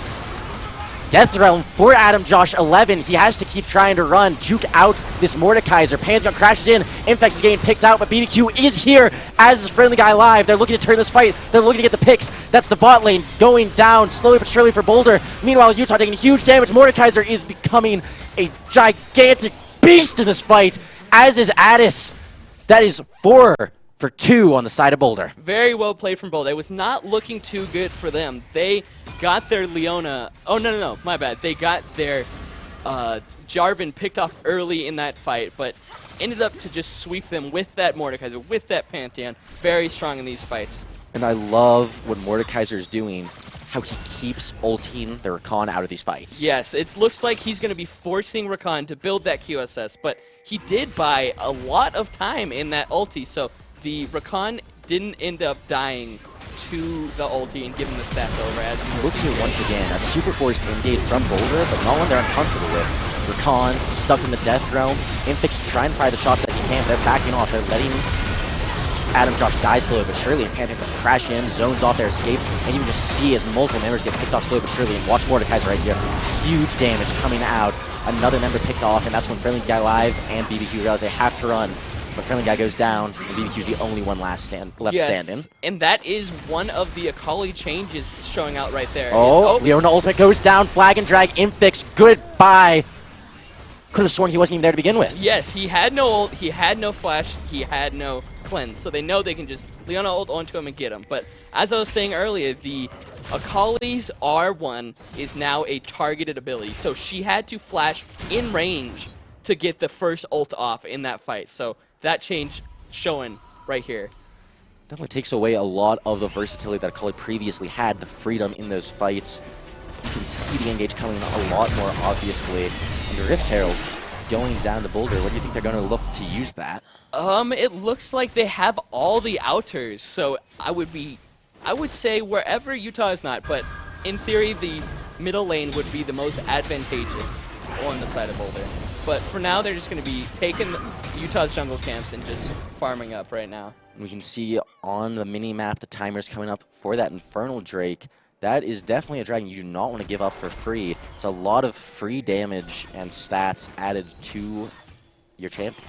Yes, right now it's only 5%, which sounds like a decent chunk, but really isn't that much. But it gets you closer to that Infernal Soul, which is very nice for the side of Boulder. And it's just, with constant damage, you're constantly proccing that soul on each member of Utah. So looking to see what they're going to do about this dragon here. Very excited to see how explosive these fights might get, especially with the Infernal Drakes. I better be seeing one ADC get blown up in a second. Or yes, exactly. Are we really playing League of Legends? Leona looking for a pick, using the Zenith Blade, but not going to catch Rakan. Battle Dance away onto Kraydon, but they are bloodthirsty. They see that the Xayah is on her own. They let IOL stay on that top side, and nothing's going to happen. Yes, it looks like no TP from Friendly Guys, so they cannot send him top to match if they want to contest this dragon, but they're just going to be placing their pinks and sweeping vision and hoping that Kraydon getting caught out here. Pantheon already getting the stun, but a huge ultimate from Adam Josh. The Eclipse is not going to do anything. Akonda's already down, as is the Jarvan. Kraydon traded back, but that's not going to be enough to stop Utah's rampage right now. Night Raven's trying to run. Akali and Rakan hot on her tail. Night Raven goes down. The Mordekaiser went into the Death Realm with Infix. Infix trying to use the ultimate to live as long as possible, but he is getting slapped right out of there. Friendly Guy Live not going to find anything. They want to turn their attention to the dragon, and we might see a further fight happen. Well played by Utah there, but a little misstep by Colorado. And it looks like they're sending that...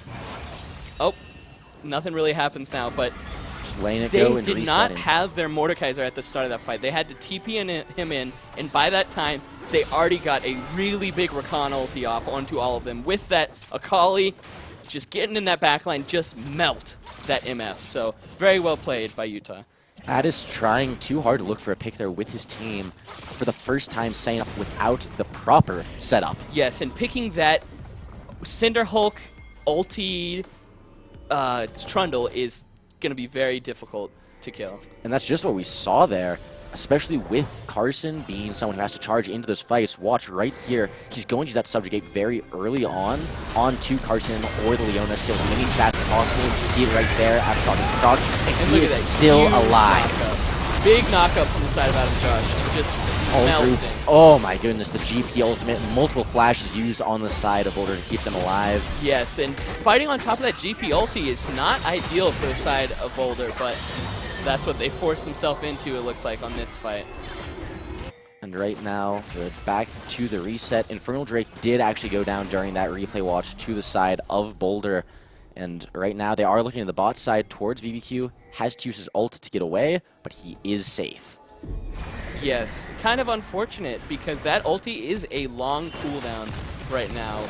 And looks like they're going to say, I'm going to use this Herald right after that ulti goes down. Looks like they're going to only get one tower, and let's see Utah can prevent the second charge. Does not look like it. Friendly Guy Live is contesting IOL on the top side. Baron is up, which seems to be the reason they wanted to get that bot tower. Yes, I'm looking forward to seeing some QSSs on the side of Utah, because that Mort ulti, as you saw, it wreaks havoc on the side of Utah. As soon as he ults, that Rakan, that Zaya, it's just, Utah can't really do much, but looks like they're splitting into the 1-3-1 from the side of Boulder, and the side lanes for Utah are matching. Was curious why you said QSS, because he's been ulting that Rakan or that Zaya, and I was wondering why you stopped, and I realized it's because it's only been those two. Yes, those are the only ults we've seen thus far, but the Akali can use that Zhonya's once she picks it up in that Shroud, in that Death Realm, so she doesn't really necessarily have to buy it, but we will see what happens. They are sweeping the top side. That Baron is up, so that is the only objective up as of now. And as you mentioned, this is the exact opposite of last game. This is Utah on the back foot. They're down 6K, almost 6.5K gold from Boulder. So what exactly can they look to do here with this lead? With this lead, they want to be forcing objectives, clearing vision from these objectives, and just finding picks, because hopefully you're getting a pick on someone other than that Trundle, because as you saw, that was not the fight they wanted. So we're going to see how they sweep their vision, how they just close out this game, because it's definitely theirs to lose. They know where Son of Vision is. You can see Carson trying to dodge it. Liliana was trying to clear it earlier, wants to go up and clear it now, but they know it's a little dangerous. They don't know where any members of Utah are. Once again, as you mentioned, looking for that pick. Right now, it seems like it's a game of desperation almost, though. Despite that lead, if they let the game go too long, all of those champions will start to fall off. Yes, the Baron play, the Baron dance right now is happening. So you push up that mid wave, go into the top side, clear all the vision. Push out that mid wave, go into the top side, maybe get a pick. So it's just this endless cycle of, are they doing Baron from the side of Utah? And that is what Boulder is playing right now. But eventually, they want that Akali, though. Uh-oh. Not going to find if they are knocking down that tier 2 tower. Sorry to cut you off there. Yeah, no problem. Friendly Guy Live is dropping that GP ultimate, as is BBQ. He goes in with the Akali ultimate. Perfect execution. Not going to find the J4, but that is Addis down for this Baron. They know that Carson is low. They know they can look for this Baron. And right now, they actually want to keep looking for these picks if they can. That is a ton of damage coming out from that Akali. She has her Gunblade now, so she is dishing out the damage. But as you saw, as soon as Utah starts getting their items, it's going to be problematic from the side of Colorado. So we're going to see if they push their lead and start taking advantageous fights. I'm definitely thinking that was almost a complete lack of respect there from Boulder that led to that pick. Addis, by far the most fed member on their team. Last I saw, I believe he was 6-1 before the Akali killed him. Had a large shutdown. So not only are you giving up one of your most valuable members just for the map, but also you're giving a big shutdown over to the Akali. Yes, which is not what you want. That Akali can jump onto your MF and just melt her. So not exactly what you would like to see from the side of Boulder. And looks like just Baron right now. Dragon will be coming up soon. We'll see if one of the teams tries to bait out that Baron dance and go into the Dragon, but I don't even know that Baron dance is the right turn anymore. It's more like a Baron shuffle. Everyone's kind of dragging their feet towards it. So just prepping for that Infernal right now. Utah does not want to give that up because that means one more Dragon for that soul. Addis is pushing that top side, but that's not necessarily where he wants to be. BBQ will go to contest him with the TP up. Yes, you do have the Pantheon ult up, but like you said prior, it is not global, so we will see if he starts walking down after that wave. Certainly looking for it. Dragon's already getting started up, and that is third Dragon secured for Boulder. Next one could mean Dragon Soul for them. Yes, the Utah chose not to contest. They said it's only the third, not the fourth. We're just going to sit back and hopefully scale up to the next one. But that being said, this does lead to the Baron dance once again resuming, and how beautiful it is, observing it in its natural habitat. Beautiful for us, but I can tell you, not beautiful for them. Seeing just Boulder walk into the Baron side, wondering constantly, are they doing that Baron, is not the best feeling. So we'll see if they get their scrying orbs into that Baron and see what's happening. But it looks like resets happening from both sides right now.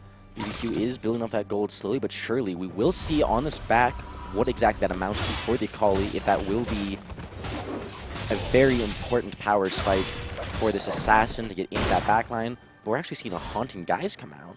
Yes, that is interesting, but I think that it's just for the damage. Like, the Liandry's Torment is going to be a lot of damage onto their carries, but I would have liked to see the Oblivion Orb, but interesting to see the Haunting Guise. I have to agree with you here. The only big resistance is kind of the J4 and Leona, neither of whom can really peel the back line as well as they'd like. Right?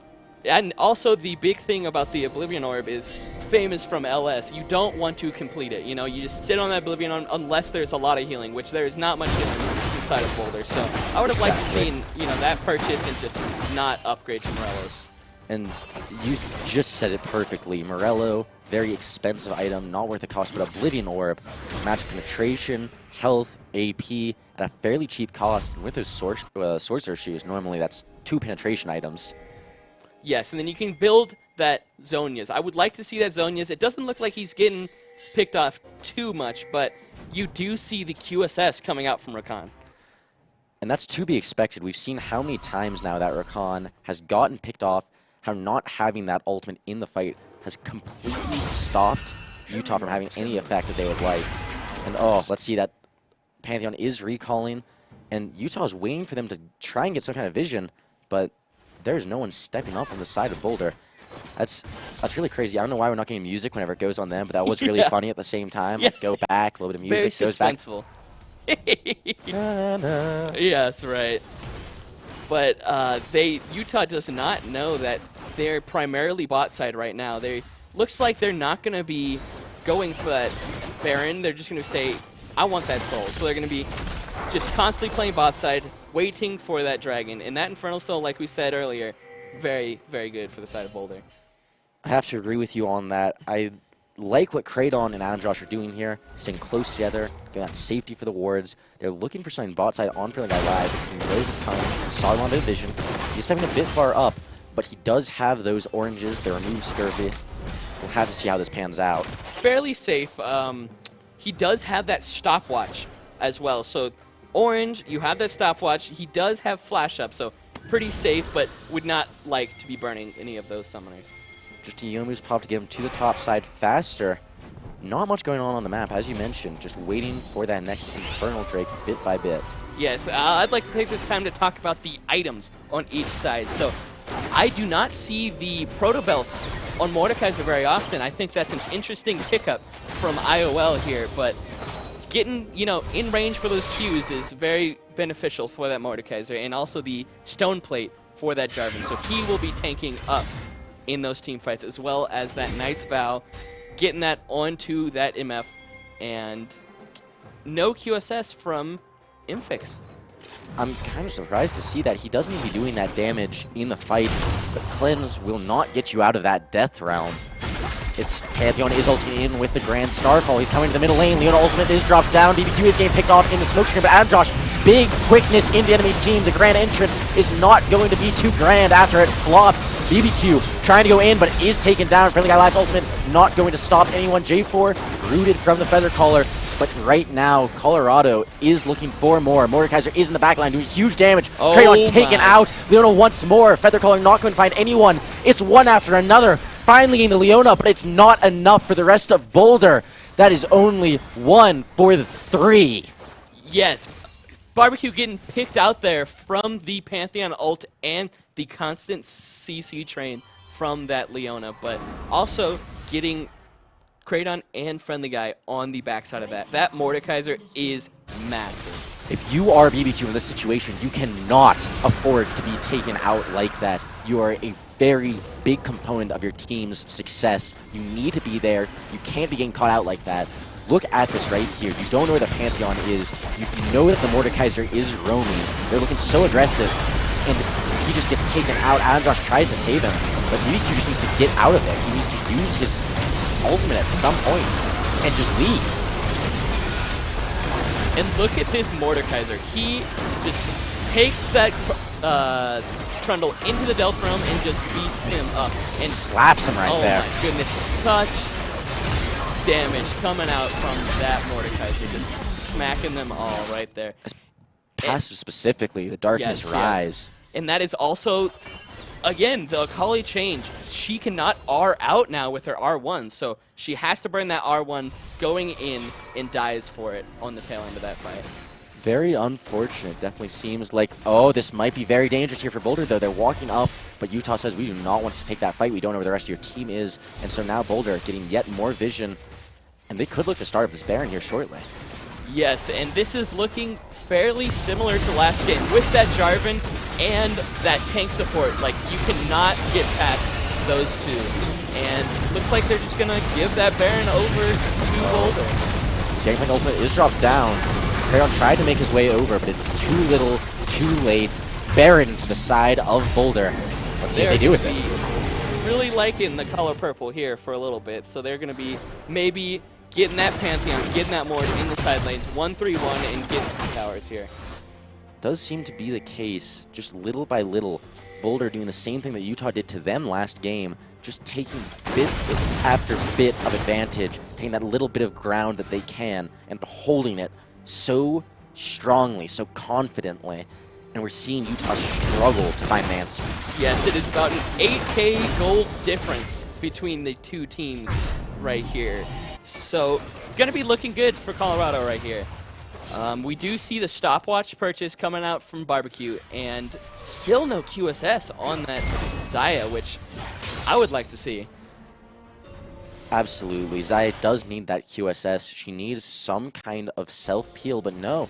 A Cloak of Agility is picked up instead. That should maximize the amount of crit chance almost. That'll be 5% short at this point. 95 crit chance, which, you know, she'll be liking. She'll be doing some damage, and we will see what happens here. But it looks like Miss Fortune I believe she has 100% crit chance.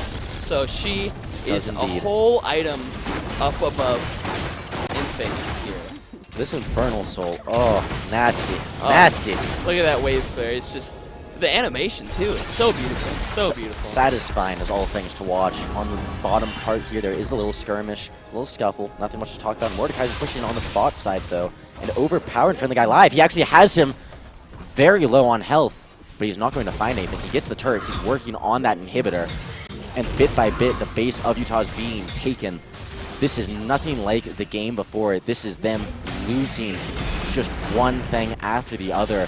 And this is Boulder slowly but surely closing out this game. Yes, this is the 1-3-1 that I was just talking about. It is very oppressive because you have to engage on one of them, but you really can't. You have so many minions. You have so much disengage. It's difficult for you to do anything here. They're on their Nexus towers. It's do or die. Utah needs to look for something right now, but instead it's Boulder looking for it first. Adam Josh does go into the backside. Grand Starfall coming out of the Pantheon, hitting a bunch of targets. He's in the back line. Meanwhile, Mordekaiser just going in on Akali, but not actually finding anything. Akali gaining a good bit of damage before she goes down, but they're working on this Nexus now.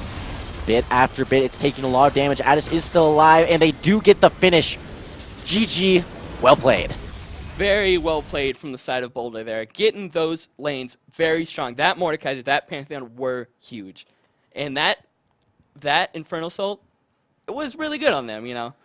And I have to ask you, what do you think was really the difference maker? Do you think it was just that Utah lost too much, unfortunately, they were playing too reactively? Do you think it was just the draft? What do you think went right for Boulder and wrong for Utah? I think Carson did really well there. He just got level 2 and just ran around and ganked. Like, he made sure his lanes got ahead and stayed ahead. So, very well played from Carson. I am interested what the Jarvan will be doing in the third game. Will it be banned? Will it be first picked?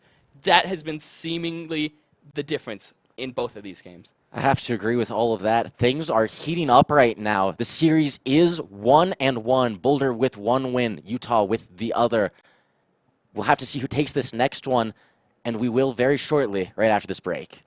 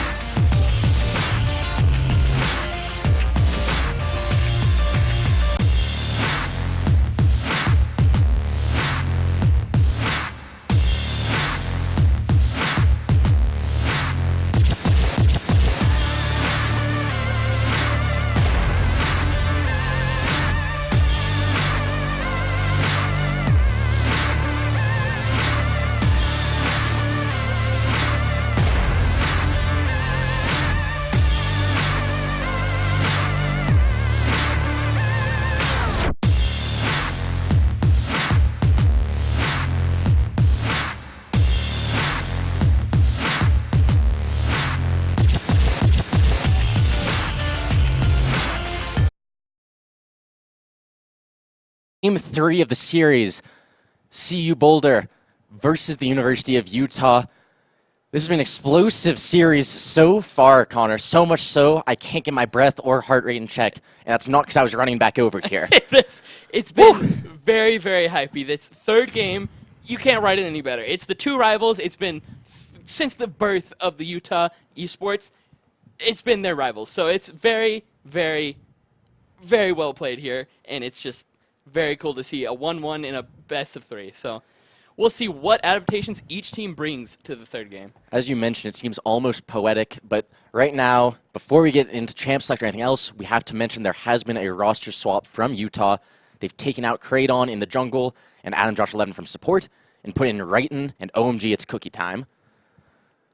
Not really sure what to expect with these changes. I haven't gotten much experience with either of them, so would you be able to tell me a little bit more about what we can see? So this game, they opted to blue side, so that's mostly Adam Josh and Kraydon are those red side picks. So they usually put those in for the red sides, but now they're choosing blue side. They're getting they're getting Righton, they're getting Cookie Time in there as their blue side picks. So we'll see what they do with that blue side. If there's any first picks that they really want to lock in for their side.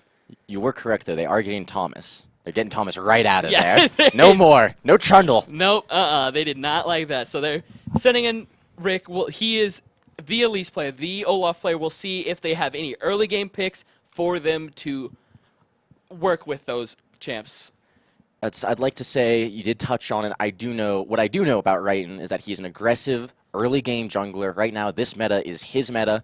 Well known previously as a Kha'Zix one-trick. Now has expanded his champ pool more. To an Elise one-trick. There we go. Absolutely. Can play Olaf, but probably an Elise one-trick. No. Very good player. He has his champ, so we will see what he does. And I'm excited. Little roster change, side change. We'll see what they do differently. Yeah, still have Mfix, BBQ, and Friendly Guy live. All of them have been playing very consistently, fairly well. BBQ needs to definitely tone down the getting caught aspect, But other than that, what other changes do you expect to see? I did not like that Akali. I think Akali is not in the best spot. I think because the R1 change is so weird. I mean, it's like you have to R in now. You can't use it to disengage, and it's just a weird thing for me. So I would not like to see that Akali, but we could be seeing again. He still is really good at the champ. I just think it was an unfortunate circumstance, maybe that game, so we will see. I like everything that you mentioned right there, especially with that R1 change. It's up to speculation, but it seems like it very well may have been that change that kept messing with BBQ, thinking he could overextend like that, thinking he could still escape, and then realizing that he suddenly needs to jump right back in to get out. Yes, and I would also like to see that Jarvan go somewhere. I mean, I think it's going to be a red side ban or a first pick on the side of Utah, but I don't know what they're going to be doing with that. I'm going to say it right now. I want to see it. Give me the Gragas. Oh, yes. Show me the Gragas. Yes, the Gragas-Yasuo combo, Utah plays that comp very, very well. So we will see what they do if they do that. They're probably going to ban the Yasuo out again. We're probably going to see the Diana ban. We're going to see the Renekton ban and the Lee Sin. But the other bans, other than that, could be anything. We'll see what happens. So very interested to see how this draft winds out. For sure. And I liked all those things you mentioned in terms of Utah's playbook, what they might be looking to do differently, what champions could potentially cause problems or be problems. And more specifically, though, looking at these teams, Boulder, what do you think went wrong in the first game, right in the second? Well, Akanda really got those MF ults in that fight. So that Braum band was really, really good from them because they could just get that MF and just wipe the team. So as we talk, we will jump into champ select here. The Diana ban, like we suspected, first ban from the side of Boulder, and of course, Lee Sin. It's hard to say we didn't see that one coming. We've seen a number of times already, Lee Sin, Diana, both respect bans, but it is curious to see if they're going to keep sticking with the same bans, because as you said, it's not broke, don't fix it, but it seems like it's a little broke right now. Yes, we will see the Nocturne ban out for barbecue right now. Still remember that first game, and don't want to see it again. It looks like the Pantheon ban here, also smart. That Pantheon was doing work. Really made it so Barbecue could not open up his lane go to others and just influence the map. And that seems to be the truth with any of Barbecue's champion pool right there, that any assassin he wants to play would get pretty well countered by that Pantheon Cedar Nectin ban as well. Nothing new. And it looks like we might as well be back to game 1 almost. Yes, and it looks like Utah is red side, so I have misspoken with the blue side thing. I might have swapped them up. But anyway, we are seeing that Ornn first pick. That is... IOL loves that pick, and as we saw, it is strong in the first game. So, picking that up for the side of Boulder. I gotta say, I like the Ornn. It's been a very strong, very consistent pick, but the Braum, beautiful counter pick. Yes, as soon as you see that Ornn, you must pick that Braum. Getting that block on that Call of the Forge God, completely negating his power in a team fight. The Olaf as well. This is super smart into that Elise. Especially once you hit post 6, Olaf will destroy Elise. Yes, that is... You can't lock down that Olaf with your Cocoon because, you know, he's unstoppable. So, interesting pickup for Carson, but that Elise from Raiden is his champ. He's going to pop off on it. He's going to be doing the ganks, doing the damage, so I'm interested to see what he does with that. And also what Boulder will pick up now. Yeah. I feel like you're hyping Raiden up a lot. I definitely want to see what he's going to do, where he's going to go. The Caitlyn pick, definitely a safer AD carry, but I'm really surprised Aphelios, Senna, all left up, and Kiana actually from BBQ. Yes, I was thinking about this before the draft. I want to see Barbecue's Kiana. I have yet to see it. I have heard good things about it, so interested to see what he does with the Kiana. He gets those Mobies, gets those Tiamat, and just pushes out lane and roams. I like to see what he does. Especially with the Elise there, I can expect to see those two go hand in hand. If you see the Elise, you're going to see the Kiana.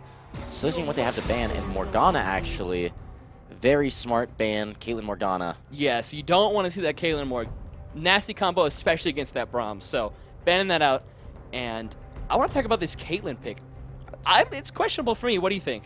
I think they were looking for that Morgana, the Vlad ban for Friendly Guy Live, but going back to the Caitlyn, I'm very curious about it. You know they have an Elise, a Braum, all these things that can really just ruin a Caitlyn's day. This seems like a very ambitious pick. Yes, as we saw last week, the Caitlyn did not do so well against Utah. So interested to see what Akanda does for this. And I'd like to mention one of your favorites got banned out. How does that feel? Honestly, it's feeling pretty good right now. I do not want to see that Kiana ultimate thrown into the hands of Silas. It's pretty nasty, especially with the conversion being still pretty decent for him. Big teamfight changing ultimate. And speaking of big teamfight changing ultimates, Set coming out for Friendly Guy Live in the top lane. No surprise seeing this one in the Ornn. Yes, this is the matchup, but swapped from the first game. So interested to see what Friendly Guy and IOL does with these picks, because as you saw last game, 2 games ago, my bad, the Ornn just wreaked havoc in team fights, and I'm excited to see what they do for this game. The Aatrox getting picked as well. That could be an Ornn support, actually. It would be... No. The Kled coming out, that is... For the Kiana. Very, very interesting. So, I've seen Ornn into Kiana as well, so I would not count it out, but it is most likely that Kled for Addis here. I think so. We know that the bear trap on a rope actually gives vision of the target now when it hits, so Kiana can't hide, can't really trade in the Kled either, and he can roam very well to follow her. Yes, and speaking of more interactions with True Sight, the Karma being picked, her W can also see that Kiana in her bush form. So interesting support pick here. I gotta say, hearing the term interaction and Karma, I feel like those two kind of like an oxymoron. Yeah, right that is true. Very straightforward champ, but Karma being picked up, also very interesting. They're going for like a poke heavy lane, and they say Ezreal. I agree with this pick. We know that Infix is a big Ezreal player. He generally pops off on the champion. And the last few games, especially the last one, the biggest downfall has been the lack of safety for Infix. With that, Kiana, I mean not Kiana, the... Oh, are you okay? Someone call a doctor. That's an Ornn mid lane. Oh my you goodness. said it, I we're seeing said it, and there you go. Interesting pick from Boulder. The Ornn mid, I've seen it, and it is pretty good. I mean, you do a lot of damage, especially into a Kiana. You should not die to her, and very interesting. A lot of people also have considered Kled to be the set counter. His big in combat, or just out of combat regeneration, the lower he gets can be really impactful in those team fights. But once again, with that bear trap on a rope, it also applies grievous wounds once you yank them back in, meaning that if IOL gets that advantageous start to a fight, if he can actually pull Friendly Guy Live out of his comfort zone and force him to fight him on his terms, it looks like that could be very Kled favored. Yes, and if you look at the team comps, you got Kled, you got the Ornn. So they are going in. They have that Kled to just run at them and that Ornn to just knock them all up. That looks scary. Very, very engage heavy on their team. But they do have that Ezreal for that safety, for that backline damage with that Braum. So we'll see what happens there. I'm very excited to see that. And as you mentioned, that Braum is going to be such a huge component of making those team fights work. I have to say I am a little surprised, actually, that they banned out the Sylas with the fact they have a Braum. Most impactful ultimate he could take would be that Kiana ultimate, which can still get blocked.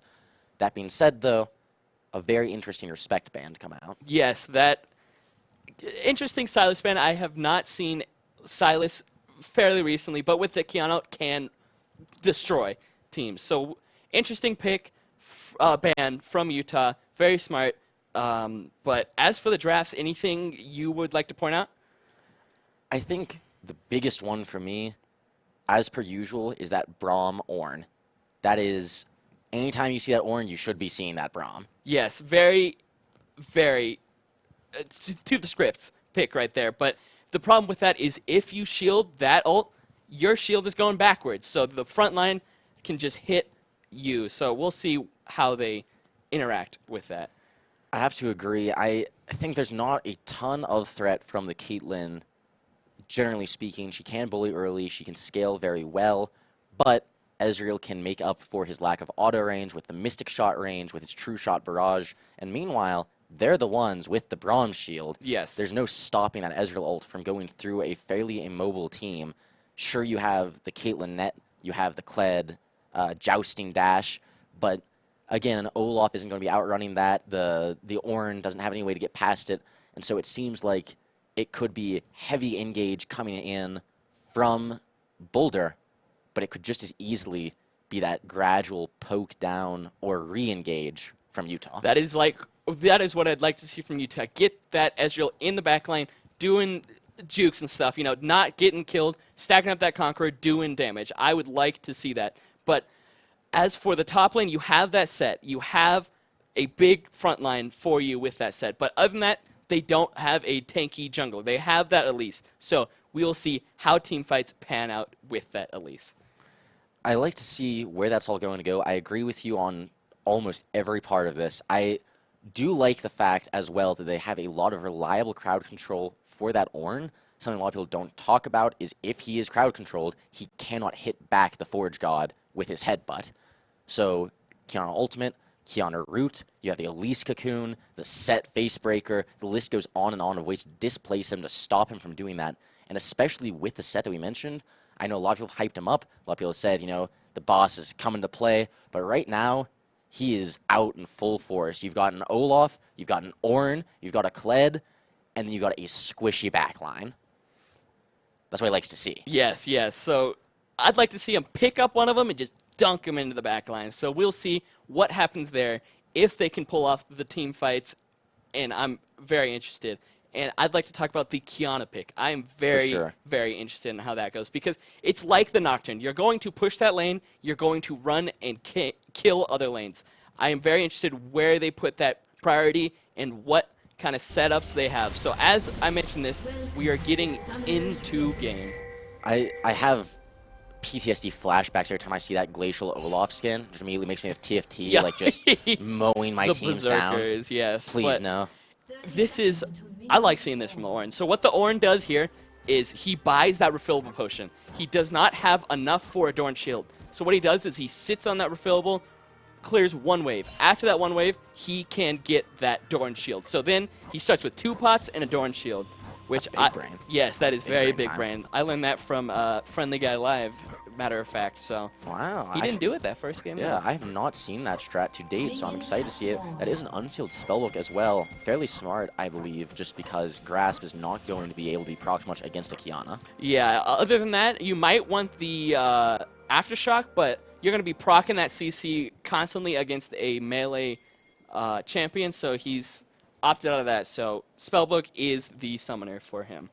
And the... Oh my. Uh-oh. Boulder is already looking towards that bot side that we talk about so often.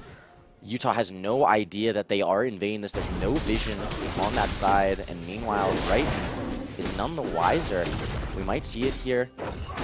See if they try to cheese something out. See if Utah can figure out what just happened. But no, Right will unknowingly walk into the loving arms of Carson here in a moment. Uh-oh, and Olaf wins these fights early. So no Cocoon, as of right now, will be problematic for that Elise. He does see him already use the Spider. He does not have a Cocoon. He's trying to fight him. This is so much damage. You already mentioned this is a fight the Olaf wins, right? And trying to stall for time. Getting nailed by yet another axe throw. But Cookie Time is here. So is the bot lane. BBQ wants to try and have some kind of effect. Flash forward. Double flash forward. Big shot from Akanda. Headshot flies true. Finds his target. Cookie Time now on the back foot. BBQ wants to try and find something good route, but that is a flash from Night Raven. Now BBQ's in some trouble. He's stealthing, running towards the tower, trying to find his way to safety. Piltover Peacemaker not going to find any kind of kill. One last Mystic shot to end it off. And an unfortunate start for Utah, but Boulder is sitting pretty. Yes, very unfortunate from the side, for the side of Utah, because that Gromp holds one of the most XPs out of all the camps. I mean, yes, it's XPs and gold. So giving that over does not feel good for Utah right now. And also giving over those Wolves. Very good start for Carson on this Olaf. They do know, though, that he is not in that jungle. They saw him in their bot side still, so Right making the correct call, clearing for vision.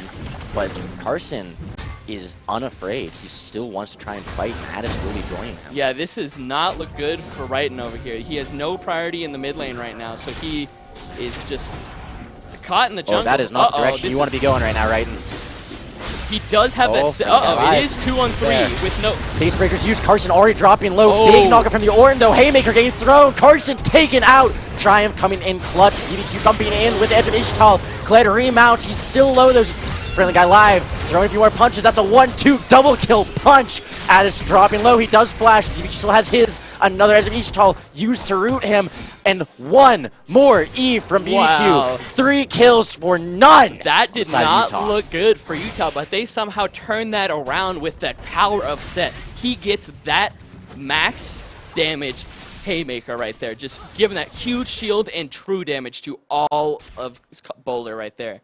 We saw how clutch the regeneration was as well, reaching almost 50 health alone in those 5 seconds that he had the chance to. By the time IOL joined, he was already starting to heal back up. He had Conquer fully stacked, and we are seeing right now, as you mentioned, the power of set. 2-0-1 right now. Yes, and he is up about 10 CS, sitting real pretty on that pick. Still has his TP. He's going to back, get his item. Oh, playing defensive here. Smart man, smart man. And getting poked down. Yes, that's the power of the Caitlyn this early.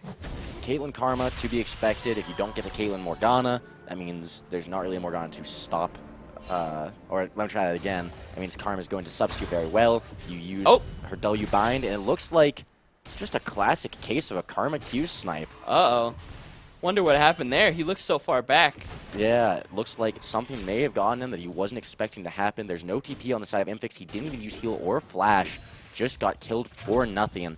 And once again, Carson so aggressively looking. Yes, this is unfortunate for the bot side of Utah. They got their entire jungle stolen early, and their bot lane's getting poked down there. But he does got his tier. Hopefully he's going to be able to sit back, clear those minions, and scale up. Friendly guy live, slowly pushing this wave in. He's got a large wave to work with. He can look to start bashing down the tower. He knows that the enemy is on Dragon, especially now that announcement just came. Yes, yes. So let's see this replay here. How exactly did Infix get picked off? Is it just an RQ? Let's see it. Show it to me. Big money, big money, big money. Oh my goodness. What an angle. What an angle. Oh. That was... The Braum shield was put up way too late for the side of Cookie Time. Could have blocked it, but instead, Infix goes down for that with the heal, with the flash. unfortunate for the side of Utah. Vel'Koz mains around the world are crying tears of joy at that geometry right there. Very well played. Beautiful display. From Night Raven. And it looks like Righton's going to be using that priority that Set has on that Kled to walk into Olaf's jungle and clear his camp. So a little bit of vertical jungling going on here for both sides. This does seem to be what they need, except this is not at all what they need. Night Raven and Carson coming in hot. That's already a bunch of spells being used onto Cookie Time, taking a lot of damage. Already used the Unbreakable, going to use Stand beside me. That's Knight coming out on Night Raven, but he already flashes, or rather walks out, and does not take the damage needed to die, but neither does Cookie Time. A lot of spells used on both sides, both Ignites drop, flash from Cookie Time, and yet another fight going on. BBQ uses the ultimate Supreme Display of Talent, uses the Ignite, looking to land another Edge of Ishtal, but not going to find it. Righton is there just in case, but everyone lives. Yeah, he unfortunately runs out of mana and does not connect that final Q and does not follow through with the kill there. Look at this fight after fight. Friendly Guy Live also starting to get aggressive with IOL. For the fact this Kled is supposed to counterpick, it must be hard to fight him when he's already 2-0. And Righton and BBQ both looking for this roam, this tower dive onto the Kled. This could go very sour very quickly. Yes, this is what they want to do with that poke damage onto that Owen. They want to get their already ahead set even farther ahead. So they're going to hopefully get that set or Elise. Charge is taken out. Elise is taking the tower at first. Repel used. Carson is there. Showstopper used onto the Kled. Taken out already. Righton going low, but a flash in away. Getting the Nimbus Cloak move speed to walk it out. Carson cannot look to further that fight. Just slowly clearing the wave, and Utah walking away. Very well played by the side of Utah. They know they chunked out that Ornn, and he would not have TP to help. So get that Kled ult out early, and the Olaf did not have ult for that fight. So well played by the side of Utah. They knew. As for the bot side of Utah, not looking too great. They're only down about 8 CS, but it is long BF sword versus a tier. And that is one of the detriments of having an Ezreal bot lane, but this is also why Utah is focusing the top lane and the middle lane. We can see Righton bouncing between the two back and forth. His entire bot side actually is up as well, been untouched by Carson, and he's not even looking to invade at this point. He's just saying, let me have my top side, let's settle things down a little bit, and maybe just go for a Rift. It looks like a little exchange going mid lane. Ooh, missed knockup, not going to find the Searing charge, but he is going to find that minion wave. Yes, Barbecue does not want to take that fight because he knows the bot lane has priority, can walk up and assist that Ornn. And just looking to farm right now and just chill out. And if you look at the farm discrepancy, a big farm discrepancy in the top lane, almost 30 gold over to that set. Really doing work in this game. Now this is not a Flame Horizon, but we are approaching the grounds for one. Yes, very big advantage. But if you look in the jungle, Righton's down about 10 or so minions, which is a camp or two and a half camps roughly. So looking good for that Olaf. And this is the danger here in the Utah bot lane, despite not actually dying, not really fighting that much. Imphics still getting poked down, still trying to get what he can, but as you mentioned, BF sort of tier, it is not a contest of who's going to be dealing more damage right now. Yes, the bot side of Boulder just wants to be whacking away at that tower. With the Caitlyn headshots, they can get that tower in no time. So just push whenever they can and get that tower. And right now, neither jungler really looking for anything. Something that has to be commended, you mentioned Righton falling behind on that farm, but 4 assists right there, 4 kill participation with only 4 kills on the board, which means he has been a part of every single kill that's happened on the map so far. Yes, he might be down some gold, but he is definitely using that early game power of Elise to get advantages either in the jungle or in the top lane so far, and we'll see what he does to further that advantage. Right now, we can see that lead Akanda is building up, having the teleport, already has the Storm Razor completed. Imphics only a sheen to his name for damage. Tear of the Goddess will be stacking up, most likely will not see that completed for yet another 10 minutes at least. But Friendly Guy Live is looking pretty good right now, and looking like he may be the focus of Utah. Yes, he does not have... he just got TP up, so we'll be seeing... He does have that big push in there. It's dragging up. We'll see what happens. He's teleporting behind. He wants to look for this fight, but that's very aggressive right there. He's saying he wants to already be there for the fight. True Shot Barrage finding 2 targets right there. Dragon is getting melted. Carson wants to look for the steal. He sees it's getting low. He has flash up, but no. Raiden will secure it with that smite. And Friendly Guy Live is so angry, he's going to punch the air. Yes, he just wanted to teleport down and just secure that dragon. Very well played from Friendly Guy, you know. Sacrificing a wave for that team and securing that first Drake.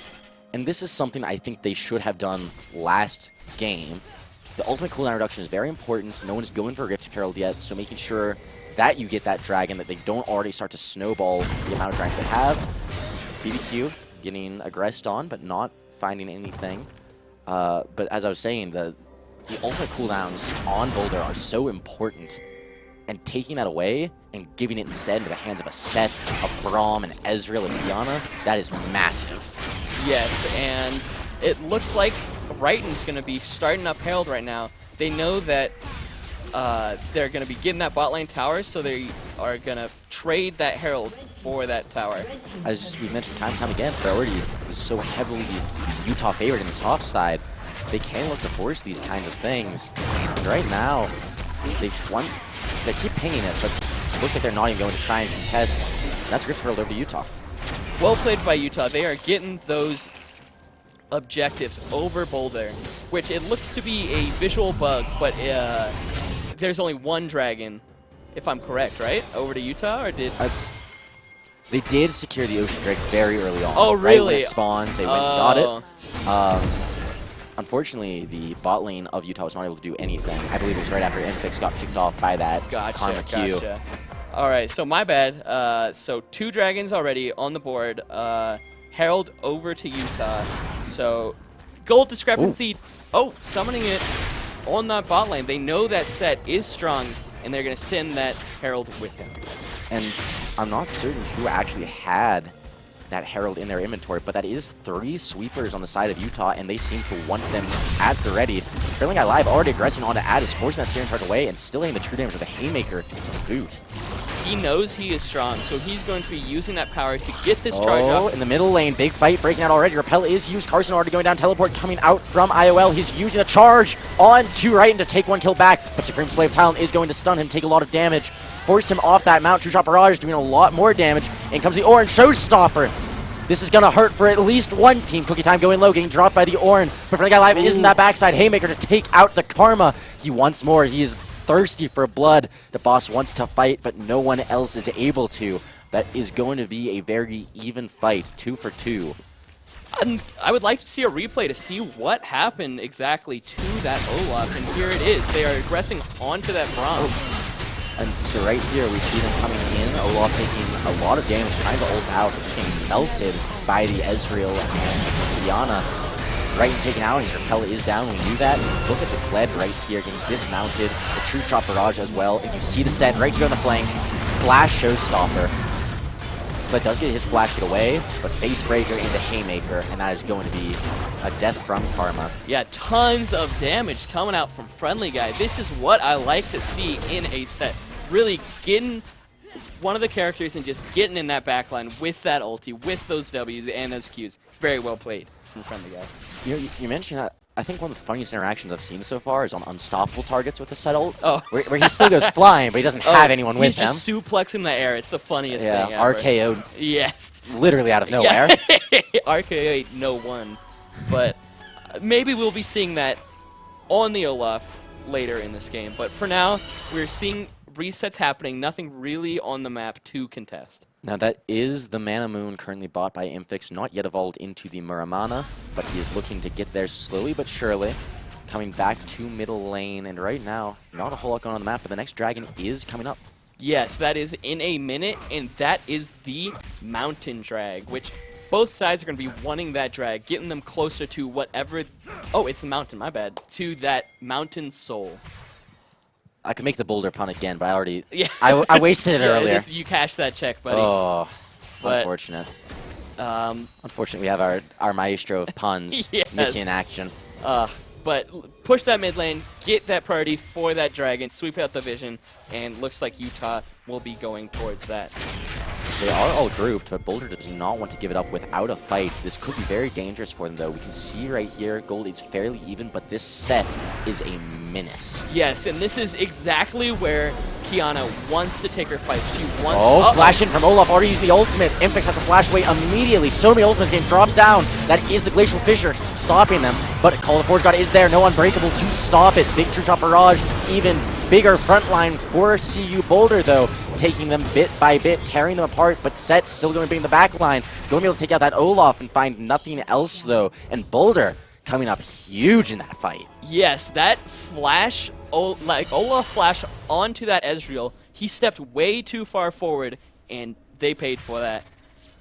You cannot use your Unbreakable until you see that Ornn ult come out. I don't care if you have to keep your ADC alive, the rest of your team needs it. And watch right here. Look, Carson, Ornn, Olaf and Ornn on the bottom side there. Goes right forward, and right here, you see Ornn Unbreakable come out. Too little, too late. Forge God goes right through as it runs out. Right is picked off. Friendly guy live looking for something, but right there, he just isn't able to find it. Sure, he needs to get a Haymaker off, but that is one back for 4 deaths. Yes. Friendly guy still really strong, but they started that fight without him. He only got the tail end and was able to get 1 for 1, but an exchange of 3 for 1, I believe, overall. Ended the fight 4, unfortunately. Oh. Got right and picked off early. Yes, Friendly yes. guy fell, BBQ fell, and It was has to just take the time. Infex So alive here. he made out with so little health. I actually thought he was going to go down at some point, too. Had to burn that flash, though, so we will be looking for an engage onto that Ezreal. He still has that E, so no real objectives coming up for 30 seconds, and that would be the Herald. Appreciate you mentioning that flashless Ezreal, that really this gives CU Boulder so much agency right now. They can use the Call of Forge God, they can use Kled's Charge, take out the Ezreal almost scot-free. All he can do is try and Arcane Shift back into his team, but if he steps too far forward at any point, he will get taken out. Yes, that was the engage we were talking about at the beginning of this game, of the Kled, of the Ornn, and of just the Karma-empowered shield. Kind of wants that turret, but he's not going to get it. Let's see, Set is roaming up, looking for a scrap, but he's not going to find it. BBQ nowhere nearby, but he does seem to want to roam down that way. Mobies are kicking in. No, he's just chilling. Yep. And a little sound discrepancy, but looks like they're just going to be clearing wave, hoping to get that mid tower, and then maybe rotate over to that Herald. So it looks like they're going to pick up the tower here and rotate over. And this is the nightmare of the Set player right now. Very fed, but meanwhile the enemy bot lane equally fed, stopping you from really being able to get in there and melt that backline. The Storm Razor especially, Yes. to slow him, stop him from running in. Yes, and I'm curious on what the Caitlyn is going to pick up next. Either be the PD or the Infinity Edge, or maybe even the Rapid Fire Cannon. So we will see what happens. So they got Friendly Guy in the bot lane. No one really to contest them. The Ornn just got down there, but we will see what he does. He is going aggressive on him, but Friendly Guy Live's going to get that tower, and he wants to look to fight that Ornn if he can. No, actually, doesn't know where the rest of Boulder is. Well, he's not... He knows he can't kill that Ornn, so he's just... And the Ornn can't kill him, so he literally just takes his focus and punches that tower and gets it in the end. But Herald over to Boulder, and we will see what they do with that. Baron will be coming up here in the next 20 seconds. As we mentioned last game, we're looking to drop it bot side, open it back up, or mid lane, open up the map even further, allow them to have full agency of Utah's jungle. But right here, this truly is anybody's game. Yes, it's only a 2K deficit for the side of Utah, so we will see what fights they pick and where they go. It looks like the primary gold deficit is in the top lane for Utah. They are up like 2K there, but if you look at the ADC difference, it's almost, it's about 3K over to that Caitlyn, so she's going to be very, very strong there. I have to agree with you. 3,000 gold extra in the Pocket ADC. That's at least one full core item added onto the build. You can see it right there. Muramana finally complete for the Ezreal, but no Triforce yet. Meanwhile, Caitlyn, a second BF sword to her name, a Zeal as well, and just now going back with Infinity Edge. Oh, very, very strong. I hope that Set will be able to get onto her and deal with her, but for now she's going to be dishing out damage. And as you look, the farm discrepancy between the junglers has been closed, so no big deal there. For such a dominant start from Carson, trying to exploit that dueling weakness from the Elise, really funny to see how things have ended up actually swinging more towards the Elise. One more assist, a bit more farm, and now we may be seeing another dragon fight coming up here soon. Yes, the name of the game for CU is that Caitlyn. They want her to be melting the front line and be untouched, so we will see how Utah deals with that. But for now, they're just clearing mid out and rotating onto that dragon. Which Scry's Bloom is hit. They see a lot of the members of Utah, but they are immediately starting that dragon. Really good situation for Kian to be in. She can freeze the entire Mickey Supreme Slave Talent, but that is Call of Forge. Got a game blocked. Showstopper going in. Set is looking to go huge. Big Haymaker coming out. Big Supreme Slave Talent. That is going to be BBQ getting melted, though. For the guy live already out of the fight, getting hit by the Caitlyn ultimate. Gled does go down, though, to Infix. Missing True Shot Barrage, though, trying to run away. Kite as best he can with the Mystic Shots. But meanwhile, Utah actually getting the worst end of that fight and get another Mountain Drag going over to Boulder. Yes, so if you saw in that fight, there is a little discrepancy between the Set and the Braum. What happened was Braum blocked the Call of the Foregod, but Set said, okay, I'll stop him. Picks him up and tossed him. He did not need to burn his ult on that to stop the Forge God. So little disconnect for Utah right there. Without a doubt, that must have been what happened. We saw the Braum finally come into shield, but considering what happened last time, seeing what Friendly Guy Live said, you know, being too safe never hurt anyone. Yes, as you can see here, we got the replay on the fight. They strike this dragon saying, come get us, because this is where Kiana wants to fight. And as you see here, they both interrupt, and then it kind of gets Friendly Guy in this awkward position off of his team. But big Kiana ult there, was unable to pick up a bush form at the end of that, and accidentally picked up a water form and was not able to survive. But they do get the Kled on the backside with that Ezreal DPS, which is a lot right now. It's little victories right there. Infix actually getting that kill as well, allowing him to get even more gold. He does have the Triforce now. Still no boots completed, actually. Would have expected to see the Ionian boots of Lucidity at this point. But Rift Herald has been summoned. It looks like it may be creeping its way towards the middle lane. Very hard to tell on just the map alone. Yes, indeed, it is summoned in the middle lane. They want that tier 2 tower. Might be looking for a fight here. Rift Herald starting to knock it down. Utah has to give it, but they want to try and take out this Herald before it reaches their in-hit tower. And I would also like to mention the itemization of Barbecue. He opted for that, is it Glaive? The Umbral Glaive. Yep, Umbral Glaive for that Vision Denial instead of that damage from the Dusk Blades. So interesting buy from him. Without a doubt, that is a very, not something you see all too often on main mid laners. Or on many champs in general. A few supports with lethality like it, like Senna, like Pyke, but otherwise, very few people who actually take it too often. It's really good in these environments because you want to deny that vision, and one-hitting wards is nice. So, good pickup from him. The Set opted for that Triforce instead of Black Cleaver, which I am a big fan of. I love that Set with the Triforce. So, he's going to be going for that Staircase Gauge Nest. He will be a monster in team fights and just to deal with. So we will see what he does with that. Right now, has to play careful before he gets vision. Once he sees where they are, he can try and push up more, but no, just taking those small little waves, backing off, and it looks like everyone's favorite time of day, the Baron Dance. Yes, exactly. So very, very close from both teams. Only a 2K deficit, almost 3, for the side of Utah. They do have the scaling Ezreal, and the Set becomes really unkillable later. And both squads, it could go anyway. It's a really close game, which I love to see.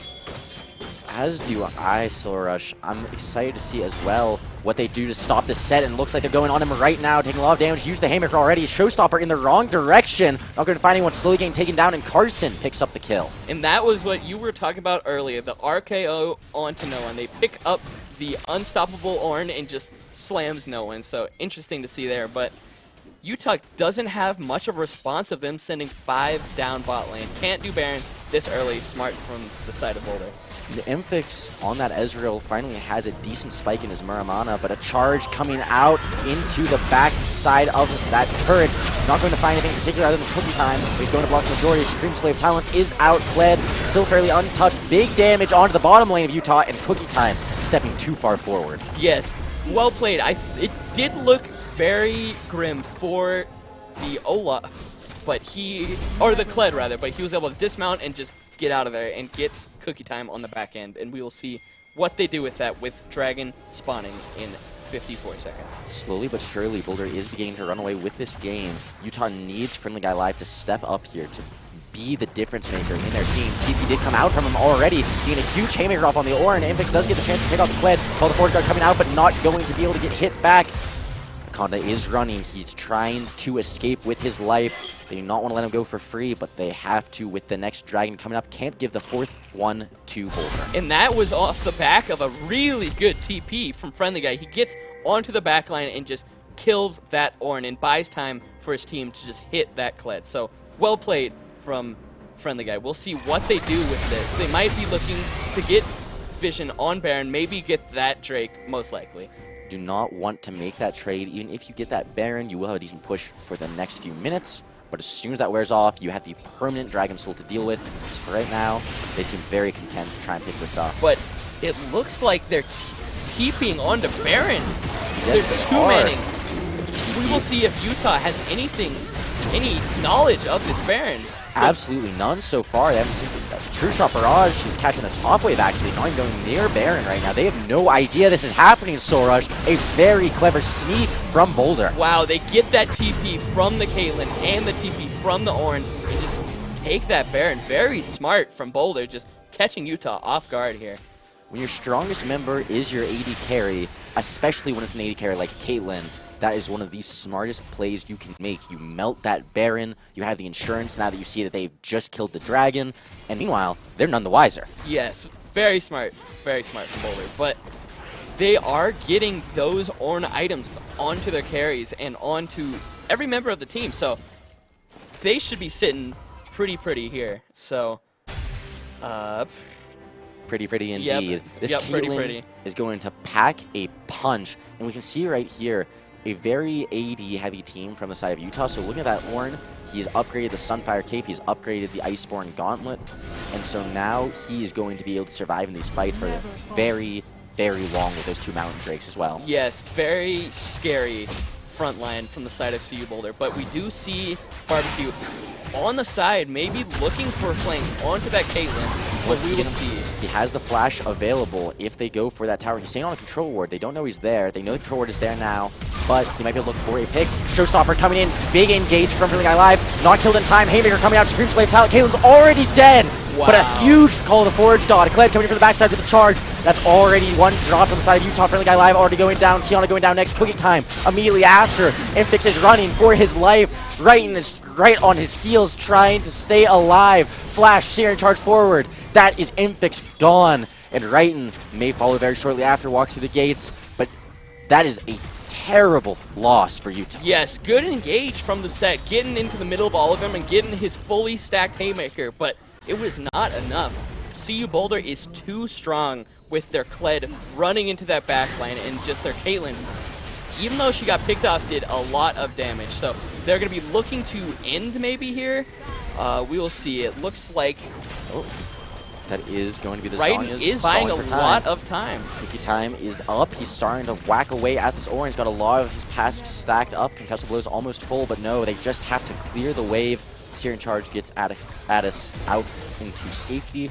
And right now, no objectives on the map, but inhibitor down and a Nexus turret. As a Colorado fan, that is exactly what you'd like to see, because they really open up that map with that inhib down, and as you can see, this is the fight right here. Keep your eyes on BBQ and Friendly Guy Live to start this fight. He wants to look for that showstopper right on in, but watch the Kled and the Orange right after.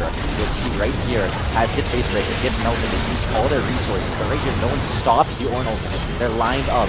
Kled jumps in, procs that Brittle, and just one by one, they take out every single member of Utah. Yes, that was a good pick onto that Caitlyn, but the Orange just takes so much damage and can sustain through this entire fight and just get those brittles and that Kled, very well played from Boulder. A good fight for them. This man is a menace for Boulder and is terrorizing the backline of Utah. Infix has not caught a break this entire game. It's very good for Utah that he's playing a safe AD carry like that. But meanwhile, as you mentioned, Boulder fans rejoice because they are absolutely taking advantage of everything they can. Yes, that fight right there leaves them with a 6K gold lead ahead of Utah right now. And unfortunately, no Baron for them, but it is spawning in 2 minutes with that dragon in a minute. And that is something that Utah is going to want to fight over, or at least try to steal. We'll have to see if they can with the way the mid wave is pushing in. And right now, we've talked about a lot of the members, but this Ornn is so tanky. Yes, very, very big Ornn. This was pretty much what we saw first game from Friendly Guy, but different team now. But that Ornn, huge front line, and that Caitlyn, if not picked off like that, should be dealing a lot of damage in that back line. It is funny. A lot of the dialogue around that set is all you got to do. Just wait until he engages and just walk it out. Disengage. Make sure your team is safe, and then you can go back in when he has nothing. But meanwhile, Boulder has taken to his challenge just fist first. They let him jump in, and then they just take everything he does and deals it back with twice as much. Yes, they do have a lot of damage on that team, as well as a big, big front line. So they are going to send that Kled into top side. Not entirely. They might stop some backs, get an inhib for that dragon. Oh, without a doubt, they're looking to stop the backs actually, and Kled is getting the inhib already, and Caitlyn actually running through that middle lane. Oh, the Forge big God has been interrupt taken out. Kled does get the inhib. More backs trying to go. That is a greedy back indeed there, Barbecue. Looking to kill the Olaf as fast as possible. Not going to find him right away. The stair gate pops. The guy live coming for the assist, but they are ending the game. They are taking the Nexus. Boulder, you mad geniuses. You've done it. You've taken the game, and you've taken the set.